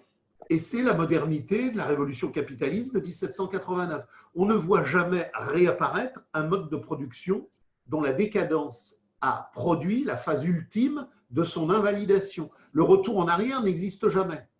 Et introduction de 1857, Capital, nous savons que la valeur d'échange est le moment ultime de toutes les concrétions qui font synthèse de toutes les structurations aliénatoires de la valeur d'échange. Ça veut dire que quand nous allons rentrer dans la crise absolue définitive du procès de la valeur d'échange, c'est la valeur d'échange qui s'auto-invalide, et même si certaines personnes voudraient la restaurer, elle sera universellement invalidée. Et là, je bascule sur ce que disait Charles, la dictature anti-étatique du prolétariat. Et là, on est dans quelque chose de très puissant, parce que ça nous montre à quel point Marx est subversif et à quel point l'anarchisme est réactionnaire. Le grand débat Marx-Bakounine, c'est que Marx dit à Bakounine, tu te fous du monde, tu prétends vouloir abolir l'État avec tes décrets, avec tes intemporalités déclaratives, mais ça va nulle part, parce que l'État n'est que le résultat d'un processus social et d'un rapport historique. Et on voit que l'anarchisme, chaque fois que dans l'histoire, il a pompeusement produit des décrets, a été le bras armé de la contre-révolution, jusqu'à la ridicule séance d'opéra comique des ministres de la CNT qui ont désarmé le prolétariat à Barcelone. Les anarchistes, on garde la paysannerie, on garde les usines, on garde la société telle qu'elle est. On l'autogère. On garde le monde de l'économie politique, éventuellement avec des bons de travail, mais on autogère la merde du capital. Vive la démocratie directe de la merde du capital.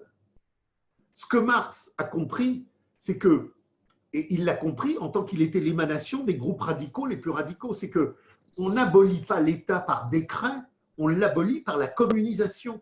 Et la dictature du prolétariat est un acte politique, mais c'est le dernier acte politique parce qu'il est anti-politique. Contre les forces de répression de la valeur d'échange moribonde qui vont encore vouloir la maintenir, surgit une dictature anti-étatique du prolétariat, non pas pour gérer l'usine ou pour gérer la terre, mais pour abolir l'espace de la valeur d'échange. On abolit les villes, on abolit les campagnes, on abolit la division du travail entre ville et campagne, on abolit la division du travail entre intellectuel et manuel, on abolit toutes les séparations aliénatoires du capital et on abolit par là même la division existentielle de l'autonomisation par la valeur d'échange. Et donc cette dictature anti-étatique du prolétariat qui abolit l'État en réalité, non pas comme les clowns bolchevistes ou comme les clowns bakouninistes, mais dans la réalité d'une grève sauvage radicale, elle rend impossible le retour de la valeur d'échange parce qu'elle rend impossible que ce qui vient d'un socle social puisse revenir dès lors que ce socle social a été détruit. D'ailleurs, c'est assez intéressant parce que la baisse tendancielle du taux de profit, ce n'est pas un phénomène au final économique, quelque part c'est le communisme qui frappe à la porte, c'est la nécessité de passer au naturalisme enfin retrouvé, et c'est autant ontologique que c'est économique, que c'est crisique, que c'est financier, c'est l'effondrement de la réalité sociale parce qu'elle a produit l'anti-réalité sociale telle qu'elle est aujourd'hui. La baisse du taux de profit, elle mesure, si je pars vraiment dans l'apparence de l'apparence la plus surfacière, les taux de rentabilité de l'écroulement boursier et monétaire, mais ça c'est totalement dans la surface première. Du point de vue du conceptus, du point de vue de la radicalité, cette baisse du taux de profit qui dit le taux d'exploitation, elle dit le taux de crise générique, le taux de crise ontologique entre l'humanité et sa dépossession. Et au maximum de cette baisse du taux de profit, quand la procédure d'invalidation du capital surgit, c'est une crise de l'espèce humaine. C'est la crise de l'espèce humaine. Et alors, c'est la crise de l'espèce humaine. Ce n'est pas par hasard que dans les taux de baisse du taux de profit contemporain de la domination réelle, on a la folie de l'euthanasie, on a la folie de la GPA, on a la folie de la PMA. Ce n'est pas des phénomènes disjoints qu'il faudrait qu'on bricole pour les ressouder entre eux. Ils sont la matière unifiée de la crise ontologique de l'humanité dans la crise de la dévalorisation du capital. Donc tout est lié à ce niveau-là. La baisse du taux de profit, c'est effectivement le communisme qui vient dire à un moment donné où la contradiction valorisation-dévalorisation, humanité, anti-humanité est au point le plus ultime de son extériorisation, que le prolétariat va surgir pour que l'humanité se réapproprie sa communauté et pour que le communisme retrouve effectivement sa Gemeinwesen universelle. D'accord. Alors j'avais une question, mais qui est pas vraiment de mon fait, mais j'ai vu que c'était une question qui revenait régulièrement et elle a été postée récemment dans les commentaires suite à la dernière vidéo qu'on avait fait. Et quelque part, vous l'avez dit sans le dire au début de l'entretien, mais c'est vrai que Marx et Engels ont relativement peu écrit sur ce que serait la société communiste dans le futur, puisqu'il n'y avait aucun intérêt à écrire sur les aspects techniques, puisque de toute façon, ils ne les vivraient jamais. Donc, ils savaient très bien que ça ne servait à rien d'écrire là-dessus. Mais des personnes nous demandent régulièrement, bah alors comment on fera, comment c'est possible de vivre sans argent, comment on gérera toutes ces choses-là. Est-ce que c'est rationnel de penser la vie humaine d'une manière où il n'y aurait plus plus de droits juridiques, plus d'instances juridiques, comment ça pourra fonctionner? Et donc, vous avez parlé tout à l'heure du fait que quand un mode de production bascule, tout retour en arrière est impossible. Et on pourra peut-être répondre justement à cette question que posaient les interlocuteurs. C'est que dans les notes sur James Mill, Marx, il montre très bien que, par exemple, justement, les gens qui sont inquiets du communisme qui arrive, ils disent, bah, qu'est-ce qui nous prouve qu'on ne va pas retourner au troc? Parce que alors, la valeur d'échange s'effondre, effectivement, les marchés, plus rien ne circule, et effectivement, les humains se réapproprient les moyens de production. Mais il y en a qui s'inquiètent de voir réapparaître un troc qui conduit à un nouvel argent, etc., etc. Et en fait, dans les notes sur James Mill, Marx, il montre très bien que le troc correspond à un temps donné, mais qu'il n'est justement pas du tout applicable à Enfin, il ne le dit pas avec des mots comme ça, mais quelque part, le troc sera une antithèse au mode de production capitaliste qui s'effondre. Et donc, du coup, le troc en lui-même est un retour impossible. Donc, est-ce qu'on pourrait développer un petit peu pourquoi Marx et Engels n'ont pas écrit sur le futur du communisme, mais qu'ils ont justement très bien anticipé en quoi le retour au troc serait impossible? Alors, le communisme n'est pas une société, c'est une communauté. Et donc, comme c'est une communauté et que ce n'est pas une société, il n'y a pas de division. C'est donc une unité. Le troc n'est pas apparu dans l'histoire de l'humanité parce que l'humanité bricolait. Le troc est apparu dans l'histoire de l'humanité parce qu'une humanité localisée a bricolé le scindé aliénatoire de son histoire. Donc, le troc, c'est la révolution néolithique dans le cadre d'une dialectique de rencontre entre des groupes localisés. Et on explique une procédure par sa naissance et par le rapport social qui l'a fait naître. Donc, le troc est par essence l'antithèse de la communauté universelle. Une communauté universelle ne peut pas se poser le problème du troc, puisque d'emblée, elle se pose le problème de sa production au niveau universel. Et il faut que les personnes qui posent ces questions-là s'équipent. Se poser des questions, c'est bien, mais se poser des questions après avoir lu, c'est mieux. Si on se pose des questions à partir d'une ignorance circulatoire, on peut se poser des questions à l'infini. Il vaut mieux se poser des questions en ayant déjà travaillé un peu le sujet pour éviter de perdre du temps à se poser des questions qui, un, n'ont pas de sens et qui, deux, ont déjà été posées des tas de fois et ont surtout été résolues depuis de nombreuses fois. Le troc, les bons de travail, l'argent ne sont pas des objets. Les hommes ne créent pas des symboles de troc, des symboles d'échange à un moment donné, parce qu'ils ont besoin de mettre en relation des produits. Ils ont besoin de mettre en relation des produits sur un territoire aliéné qui nécessite un étalon d'aliénation. L'argent et le troc, ce n'est pas une commodité pour faire, entre guillemets, mouvement entre les productions. Ce n'est pas neutre. Le troc n'est pas une commodité pour mettre en mouvement une relation entre des produits. C'est d'emblée une relation aliénée. Il n'y a pas de troc chez les Sioux et les Cheyennes, il n'y a pas de troc chez les Celtes et les Germains archaïques, et à partir du moment où le troc surgit chez les Celtes et les Germains archaïques, ils sont plus Celtes et Germains archaïques, ils sont Celtes ou Germains d'une communauté brisée qui se civilisent et qui rentrent dans la domestication sociétale. Donc le troc n'est pas simplement un acte de mise en relation entre des produits, c'est un acte aliénatoire de mise en relation avec des produits aliénatoires qui sont en autonomisation et qui n'ont plus pour fonction de satisfaire les besoins humains, mais de satisfaire les besoins humains dans une dynamique de solvabilité éclatante, périphérique, dissimulée ou souterraine. Donc,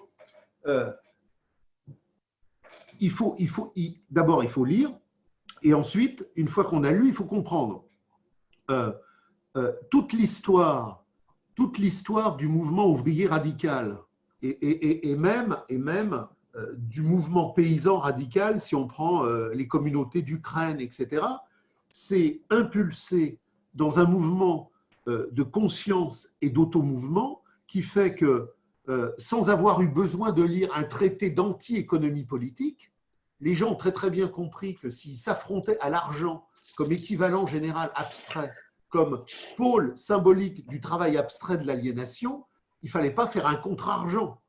Proudhon, dans son bureau laboratoire du réformisme de l'économie politique, peut fantasmer sur des bons de travail pour créer un argent qui ne serait pas un argent, un troc qui ne serait pas un troc.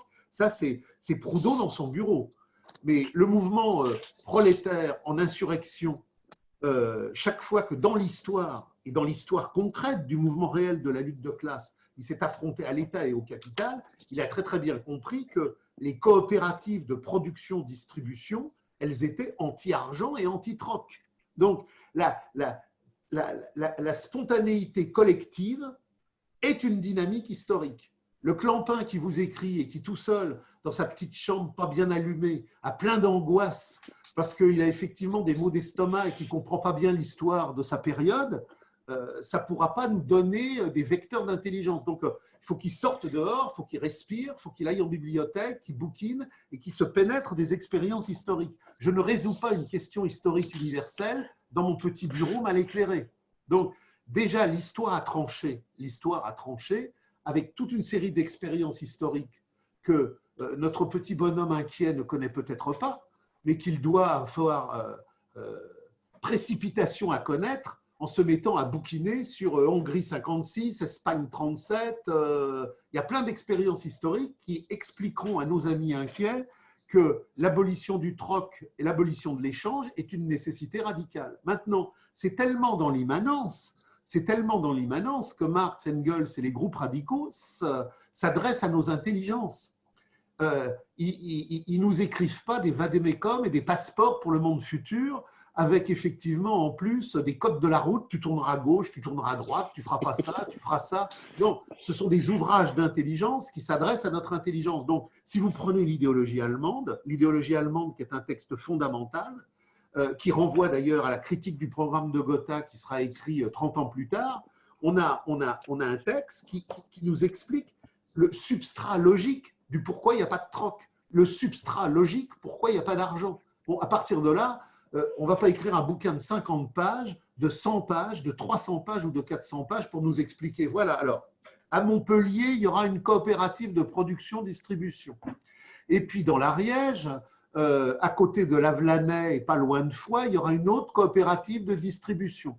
Comment feront les gens de Lavelanet pour rentrer en relation avec les gens de Montauban? Et puis, enfin, il faut être sérieux. On est dans la critique radicale. Ce n'est pas l'objet de la critique radicale de faire un manuel quotidianiste sur comment fonctionneront les coopératives pour le vin, les bananes, la charcuterie. Cela va de soi dans l'immanence de la logique du texte. Donc, il faut lire, comprendre l'immanence de la logique du texte, puis ensuite comprendre l'immanence de la logique des luttes qui en ayant lu le texte ou en ne l'ayant pas lu, l'incarne. Donc, le prolétariat combattant est une structure collectivement en mouvement qui est 1000 fois plus intelligente que les angoisses des uns et des autres additionnées. C'est quelque chose qui dépasse les angoisses individuelles additionnées parce que c'est une lutte de classe radicale qui nous oblige à répondre. Quand le Grand Conseil ouvrier de Budapest se réunit en 1956 et qui se pose la question de la production et de la distribution, ben les gens viennent et voilà, là il y a les campagnes, là il y a les villes, on est en train de construire un processus d'homogénéisation qui va effectivement pulvériser tout ça. Là il y a des productions, là il y a des besoins, comment s'organisent les coopératives. C'est ce qui s'est passé dans toute l'histoire des luttes de classe du prolétariat pour retrouver la communauté. L'intelligence pratique élémentaire est la plus belle des boussoles. Ouais, puis pour preuve, tout ce qui s'est passé, vous en avez parlé à Barcelone, par exemple, et puis vous avez parlé de la critique du programme de Gotha, donc il l'écrit en 1875, et en 1936, les gens, ils l'avaient probablement pas lu du tout, et effectivement, c'est ce qui s'est réalisé en pratique. Les communautés paysannes d'Aragon, ils n'ont pas eu besoin d'un manuel avec des missionnaires qui sont venus leur expliquer ce qu'il fallait faire. Ils ont regroupé le matériel agricole. Ils ont posé la question des terres. Qu'est-ce qu'on produit là? Comment on le produit? À partir de là, il y a combien de familles qui sont sur ces territoires-là? Puis à partir de là, comment on s'étend? Processus de communisation. Comment on va dire que la pratique de l'extension radicale et la pratique de l'extension géographique vont de pair.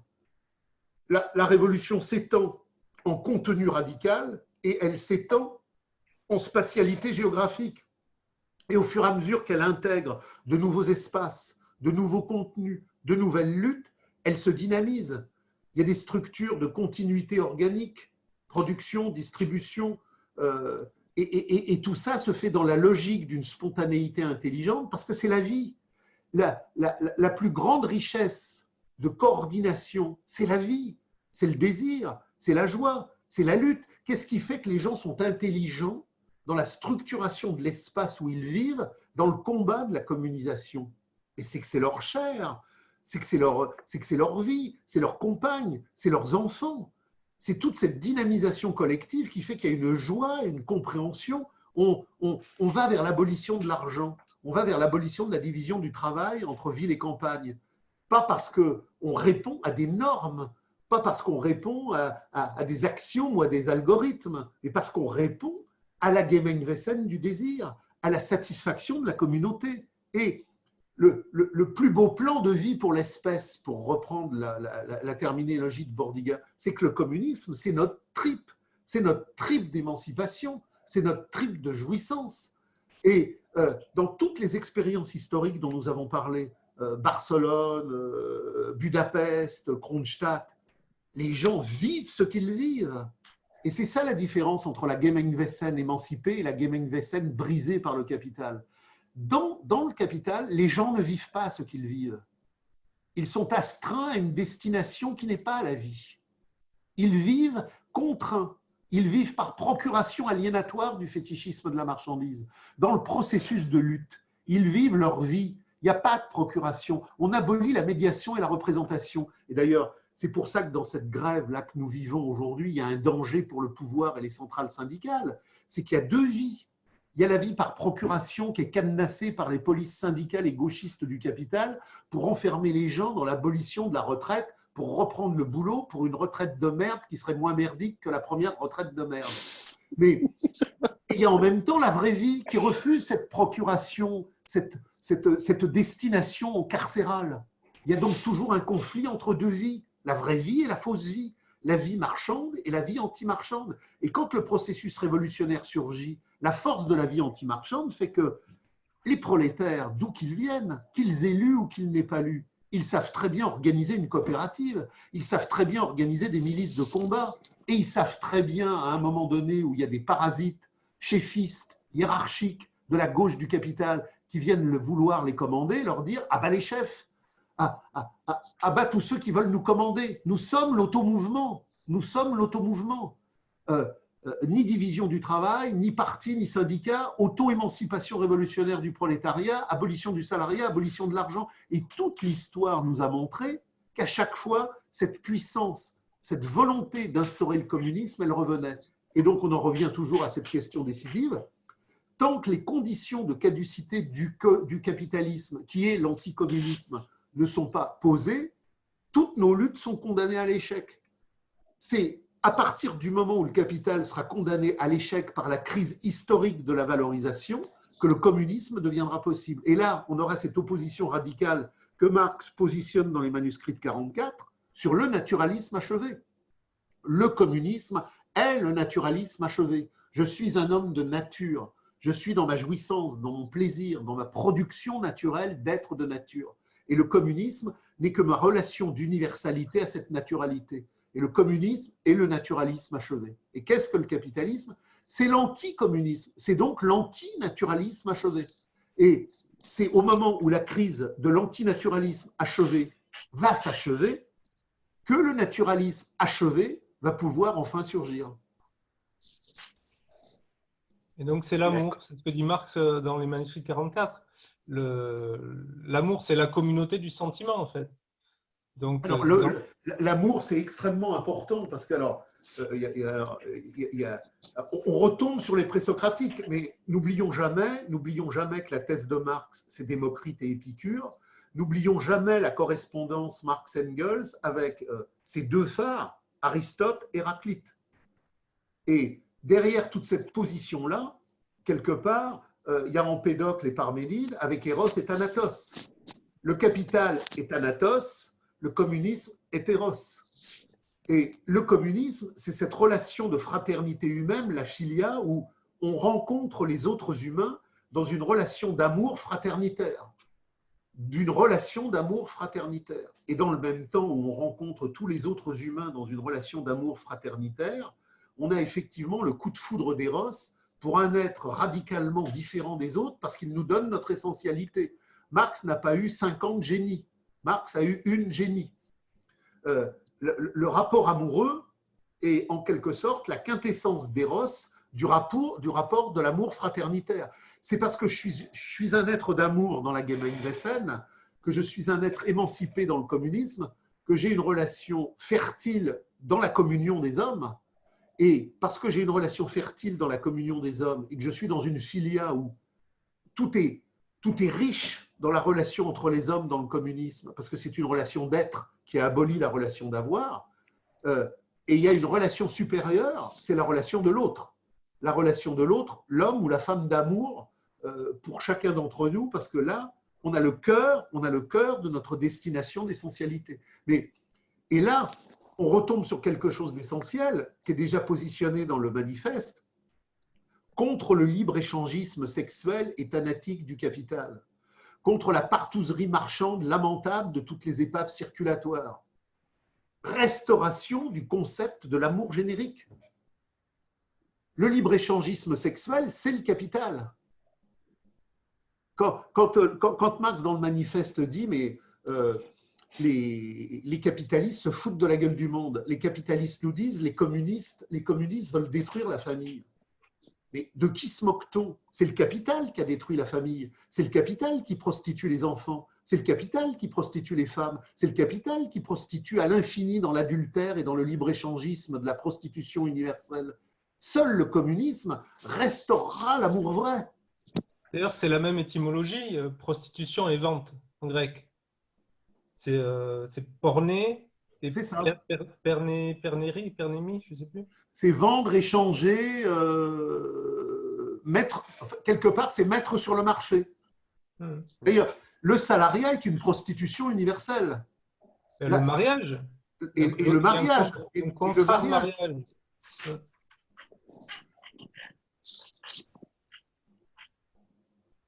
Quelque part, on pourrait dire que le prolétariat, c'est… Alors, on était revenu là-dessus, je ne sais pas si vous vous souvenez, sur prolétariat classe en soi, prolétariat classe pour soi.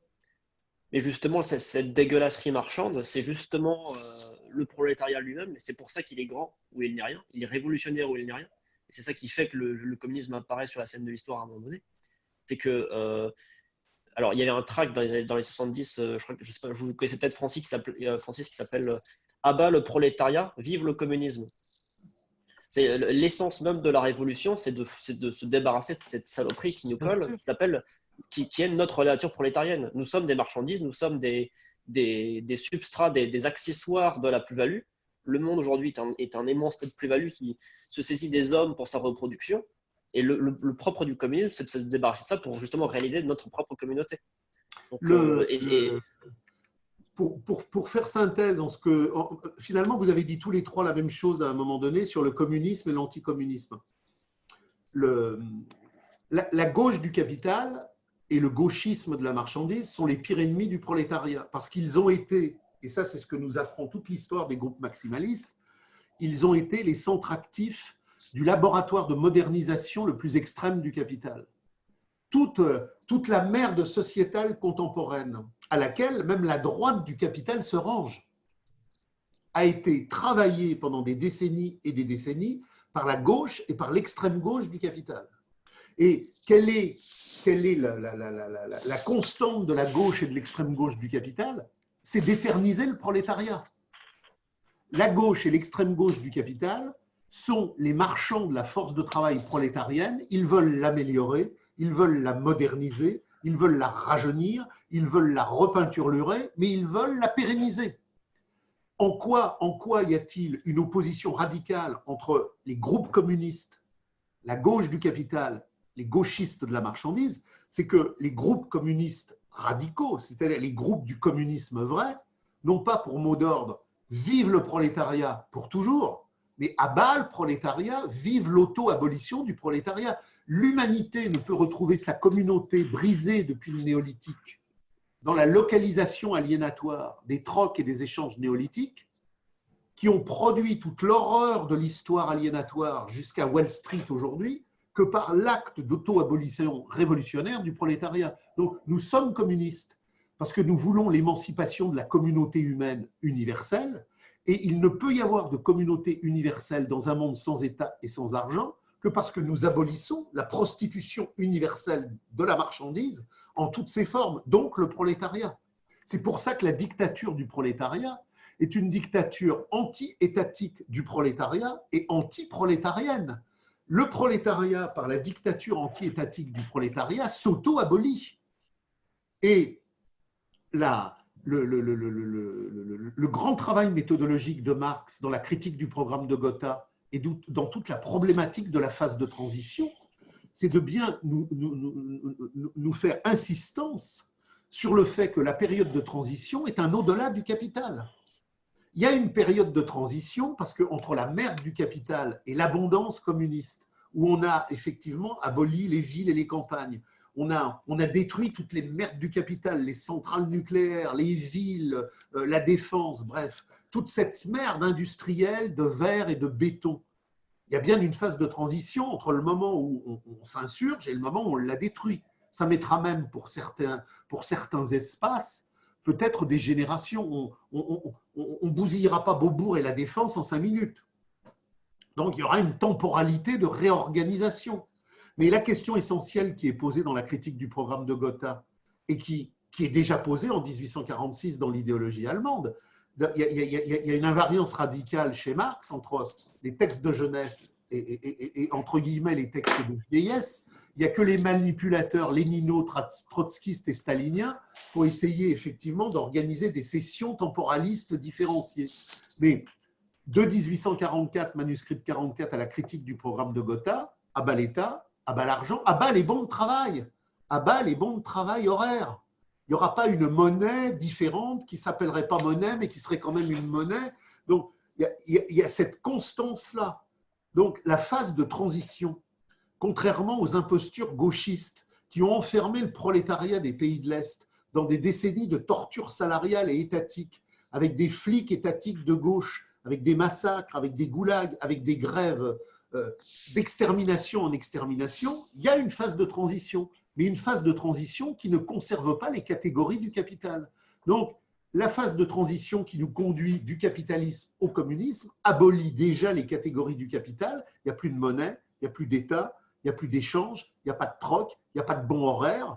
Il y a simplement des coopératives de production qui mettent en marche le grand nettoyage pour qu'on nettoie la planète et l'humanité de toute la pourriture du capital. et qu'on retrouve une naturalité adéquate à la Gemeinwesen. Donc, il y a une phase de transition, mais elle est le contraire absolu de tout ce que le gauchisme de la marchandise nous a raconté pour pérenniser le capital. Mais Marx, il parle quand même des bons dans la critique du programme de Gotha et il dit qu'il y a des bons qui sont effectivement pas horaires. C'est des bons de travail, c'est-à-dire que dans la période… Alors là c'est le grand foutoir de tous les gauchismes qui confondent les bons horaires et les bons de travail. Marx fait une critique radicale des bons horaires en montrant que les bons horaires proudhoniens, qui sont repris d'ailleurs par toutes les sectes léninistes et trotskistes, c'est une monnaie d'échange. Et c'est donc une monnaie qui revalorise l'autonomisation de la valeur d'échange et qui crée du capital. Les bons de travail qui sont positionnés dans la phase de transition, c'est les bons de travail dans la période de… Si vous voulez, il y a une période de communisme inférieur et il y a une période de communisme supérieur. Le communisme supérieur, c'est le communisme totalement réalisé. Le communisme inférieur, c'est la période de lutte de classe, de lutte sociale, où on se prend sur la tronche tous les déchets du capital pour les éliminer. Et donc, c'est une période d'extension des luttes. Mais ça a été très, très bien expertisé dans la révolution de 1937 en Espagne. C'est quoi les bons de travail? À partir du moment où il y a une lutte de classe et qu'il y a des zones révolutionnaires et qu'il y a des zones qui ne sont pas révolutionnaires, comment les coopératives de production-distribution distribuent en fonction des besoins humains? Elles distribuent en fonction des bons de participation des gens qui font partie de la communauté de combat. Si un flic clandestinement vient dans la coopérative et nous dit je voudrais de la nourriture, non, tu n'es pas dans la communauté de combat, donc tu n'as pas de nourriture.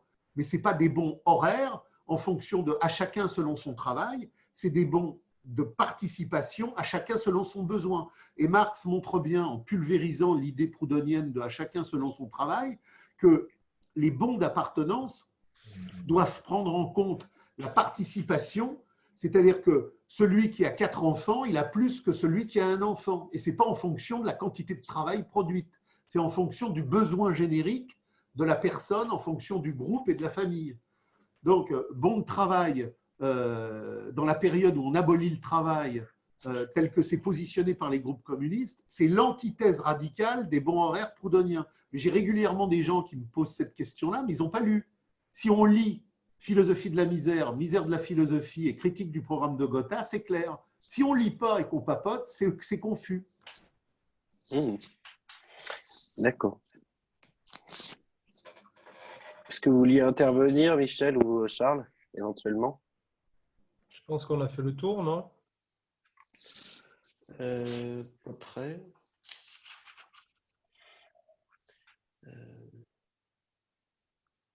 Francis, il y a autre chose dont vous vouliez parler?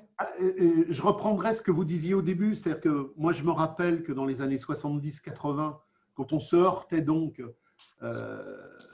à des groupes importants, staliniens classiques, trotskistes classiques, alors les staliniens nous disaient que c'était du socialisme, les clowns trotskistes parlaient d'État ouvrier dégénéré. Le grand concept trotskiste, c'était État ouvrier dégénéré. C'est-à-dire qu'il y avait du socialisme, mais ce n'était pas du socialisme. Donc, c'était un État ouvrier qui avait dégénéré parce qu'il y avait une bureaucratie qui dirigeait, mais qui n'était pas une classe capitaliste. Bon, enfin, le serpent de mer de la vacuité mentale la plus totale. Mais ce qu'il faut comprendre, si vous voulez, c'est que c'est ce que nous disions, c'est que c'est la contre-révolution qui découle de la Première Guerre mondiale qui va permettre ce grand mensonge. En Allemagne, dans les années 1920, vous avez un KAPD radical, antisalarial, anti-étatique, qui a peut-être 10 fois plus d'adhérents que le KPD léniniste. Il y a 2 mouvements communistes. Il y a un mouvement communiste léniniste inféodé à Moscou et il y a un mouvement communiste radical qui est totalement aux antipodes du léninisme. En France, tout le monde vous parle du Parti communiste avec entre guillemets, évidemment, il faut toujours employer des guillemets quand on parle des staliniens ou des trotskistes parce qu'ils sont anticommunistes. Donc, quand le parti anticommuniste français se crée au congrès de Tours, il prend le nom de PCF. Il est totalement inféodé au bolchevisme pré-stalinien. Mais dans les années 1910, vous avez eu un mouvement communiste qui n'était pas léniniste. En France, quand il y a eu les soviets, il y a un parti communiste de France qui s'est créé, qui n'avait rien à voir avec le léninisme. Donc, il y a des bouleversements, il y a des bouillonnements, il y a des émulsions, et ça part dans tous les sens. Parce qu'il y a justement cette grande crise de la guerre de 14-18, avec effectivement ce qui se passe après en Allemagne, ce qui se passe après en Russie, et le grand mensonge du capitalisme d'État, il survient de la contre-révolution en Russie. C'est-à-dire que quand le parti bolchevique, dans un putsch militaro-policier capitaliste d'État, écrase les soviets et prend le pouvoir, c'est là que se crée la grande messe idéologique du socialisme des pays de l'Est. Et la Russie, ce n'est pas n'importe quoi, ce n'est pas le Liechtenstein. Alors bien évidemment, toute la banque américaine va soutenir le bolchevisme et financer les grands travaux du capitalisme d'État soviétique. Mais d'un seul coup, la mythologie des pays de l'Est, elle s'éclaire parce qu'un vaste espace géographique de reproduction mythologique se met en marche. Et puis après 1945, après la grande mythologie de la Seconde Guerre mondiale, fascisme, antifascisme, le bloc de l'Est, l'Allemagne, la Tchécoslovaquie, la Yougoslavie, et puis après la Chine. Donc, il faut bien voir que pour tous ces gens qui ne pensent pas, tout à l'heure, Guillaume nous parlait de gens qui s'inquiètent. La plupart du temps, les gens qui s'inquiètent sont des gens qui ne lisent pas, ou qui lisent peu, ou qui creusent peu. Après 1945, et puis après 1949, la Russie, la Chine, les luttes du tiers-monde, il y a toute une mythologie qui va embrigader le prolétariat dans cette mythologie-là. Et c'est pour ça que ça a été si difficile pour les groupes radicaux des années 30, 40, 50, 60, 70 d'expliquer que ce qu'on appelait du communisme, c'était l'anticommunisme. Que ce qu'on appelait le communisme, c'était du capitalisme d'État. Donc il y a tout un travail intellectuel, historique, méthodologique, dialectique à mettre en marche pour se réapproprier le concept de communisme. Vous avez des tas de gens encore aujourd'hui, même si les mirages géographico-totalitaires de l'Est ont disparu, si vous dites « moi je suis communiste », pour eux, qu'est-ce que ça veut dire? Alors, il n'y a plus la diabolisation ou l'hystérie qu'il y avait en positivité ou en négativité, mais quelque part, si vous dites « je suis communiste », les gens ne vont pas entendre que vous êtes pour l'abolition du salariat, de l'argent et de l'État. Ils vont entendre autre chose. Donc, il y a tout un travail critique à faire pour effectivement rappeler que le communisme n'est pas ce que croient les gens. Que justement, le capital a tellement peur de leurs désirs, le capital a tellement peur de leurs désirs communiés, qu'il a construit en totale complicité avec le bolchevisme, le trotskisme et le stalinisme, ce mirage fallacieux qui a permis de construire un repoussoir gigantesque. Il y avait une complicité active entre les deux zones du capitalisme, le capitalisme privé et le capitalisme d'État, parce que ça construisait un cimetière rêvé pour les luttes de classe et pour les interrogations, où on était fasciné par le stalinisme, le trotskisme, le maoïsme et toutes les merdes capitalistes d'État, et on devenait inoffensif, puisqu'on était incarcéré dans une reproduction capitaliste d'un type donné, ou alors on était dans quelque chose qui ne supportait pas, et donc, puisqu'on ne supportait pas, on devenait aussi, sous une autre forme, l'allié objectif. Donc, le mythe du communisme dans les pays de l'Est, c'était un bonheur infini pour le capital parce que d'une manière comme d'une autre, ça empêchait la vraie alternative communiste de l'abolition du salariat et de l'État. Donc c'est tout ce travail-là qu'il faut faire, c'est toute cette réappropriation théorique, mais une réappropriation théorique qui ne vient pas de nous 4 ou qui ne vient pas de nous 30. Il faut avec humilité se raccrocher à tous les groupes radicaux, pouvoir ouvrier, socialisme ou barbarie, la vieille taupe, la jeune taupe, guerre de classe, commune de Kronstadt, l'Union communiste, bilan. C'est-à-dire qu'on n'est pas, nous, là, en 2019, à restaurer l'authenticité radicale du communisme, parce qu'on est des gens très intelligents qui avons beaucoup lu et qu'on peut annoncer la bonne nouvelle aux gens. Mais non, vous savez, les pays de l'Est, c'était du capitalisme d'État et nous, on vous parle du vrai communisme. On est les héritiers de groupes qui, décennie après décennie, nous ont transmis ça. C'est même dans la nuit noire la plus obscure du mensonge bolchevique, il y avait des groupes radicaux qui disaient « Attention, mensonge et imposture ». Donc on est dans cette ligne historique. Et avec humilité, on la continue. Mais même dans la nuit noire la plus obscure du mensonge capitaliste d'État goulagien, il y avait à Gennevilliers, à Marseille, des petits groupes ouvriers de 3 à 4 sidérurgistes, métallurgistes, peintres, travailleurs du bâtiment qui savaient et qui faisaient des tracts et qui distribuaient des tracts. Donc c'est notre histoire, c'est notre héritage. Il y a toujours eu des hommes qui, même dans la nuit noire la plus noire, savaient, le disaient, le diffusaient, et c'est grâce à eux qu'on peut faire cette articulation historique pour que dans les luttes de demain, on puisse faire le lien entre le passé, le présent et le futur, et ce qu'est la vraie révolution communiste contre l'argent et contre l'État. J'ai vu hier un tract de Gilets jaunes, ça va être à Grenoble, qui doit s'appeler Trêve de plaisanterie, je crois, qui disait envisager l'abolition du travail. Alors, je connais un groupe à Grenoble avec qui je converse régulièrement, je ne sais pas si c'est eux, mais ce qui est intéressant justement, si vous voulez, c'est que le communisme est une immanence. C'est le désir de notre profondeur. Si j'ai en moi une vraie jouissance, une vraie ardeur, une vraie émotion, une vraie sensation, même si je ne mets pas le mot communisme, je suis dans cette relation de communion à la réalité communière de l'histoire et dans des tas de groupes qui ne savent pas ce qu'a écrit Marx ou qui le savent peu. Le communisme remonte. La vieille taupe revient toujours, et la vieille taupe est la tripe de l'histoire humaine qui, depuis des siècles et des siècles, nous dit « ne renonce jamais, tiens-toi debout, ton émancipation, c'est ton automouvement ». Donc, à Grenoble, ça ne m'étonne pas, on a des contacts dans d'autres régions.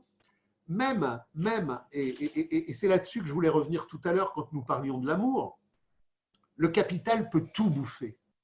Le capital peut tout bouffer, puisque entre la domination formelle au XIIIe siècle, qui voit surgir le capitalisme premier, et aujourd'hui, on voit bien que le capitalisme a tout dévoré.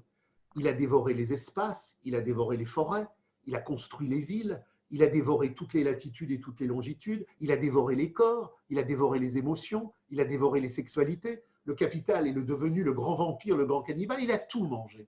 Le capital a tout mangé.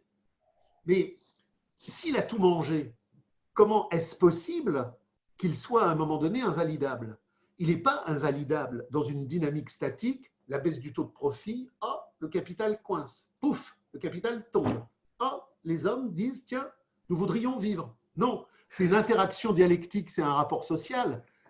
On parlait tout à l'heure de la baisse du taux de profit, qui est en même temps la baisse générique du taux de l'exploitation et la mesure de la crise ontologique de l'humanité. Quand il y aura au maximum de la crise du capital en domination réelle achevée, le procès total de caducité du capital, il y aura en même temps le surgissement du vrai désir humain. Parce que le capital a tout digéré, sauf le vrai désir humain. Il peut tout avaler. Il nous écrase dans la quantification, dans le narcissisme, dans la marchandisation, dans le spectacle de la représentation. Mais il y a une chose qu'il ne peut pas digérer. Un jour, dans la rue, un homme, avec ses yeux, regarde une femme et il sent dans ses yeux briller une lumière d'éternité. Ça, le capital ne peut pas le digérer. Le capital ne peut pas le digérer. Donc l'amour est la mesure révolutionnaire de notre relation aux autres, mais il est en même temps la mesure révolutionnaire de notre capacité, quand il y aura cette crise universelle du capital, de faire surgissement d'émotions d'humanité et de révolution. Le capital a chosifié les relations humaines. Il a créé une sexualité absolument bétonnée dans l'échangisme marchand le plus pourri. Mais même dans cet échangisme-là qui est obligatoire, même dans la pornographie la plus lamentable, même dans la reptation la plus mortuaire, il y a des hommes et des femmes dont les yeux brillent d'un désir et d'une émotion infinie. Il ne peut pas manger ça. Et la crise du capital, c'est le moment où ça peut enfin se réveiller, parce que tout l'enfermement aliénatoire du fétichisme qui empêchait que ça sorte tombe en caducité. Et là, tout peut rejaillir. Donc la crise finale du capital, qui est le surgissement du communisme, c'est le fait qui est à proprement parler merveilleux, que depuis la révolution néolithique, qui a cassé les communautés, qui a brisé notre désir, qui a encastré notre volupté, la vieille taupe du vrai désir infini depuis le néolithique n'a pas cessé de mode de production en mode de production, de se balader, de résister, de protester, d'apparaître, mais puisqu'elle était écrasée, de se recacher, puis de réapparaître, puis d'être enfin écrasée une nouvelle fois, pour toujours réapparaître. Et au bout, cette vieille taupe souterraine du désir infini de l'homme qui se tient debout, qui veut jouir en vérité et en volupté, ben elle est là. Et au fin fond des tréfonds de la crise terminale du capital, c'est l'homme émancipé de la Gemeinwesen qui aura le dernier mot, qui aura la dernière pulsion de radicalité et la dernière force d'histoire, puisque c'est lui qui surgira et qui dira, tu vois, ben le capital a perdu.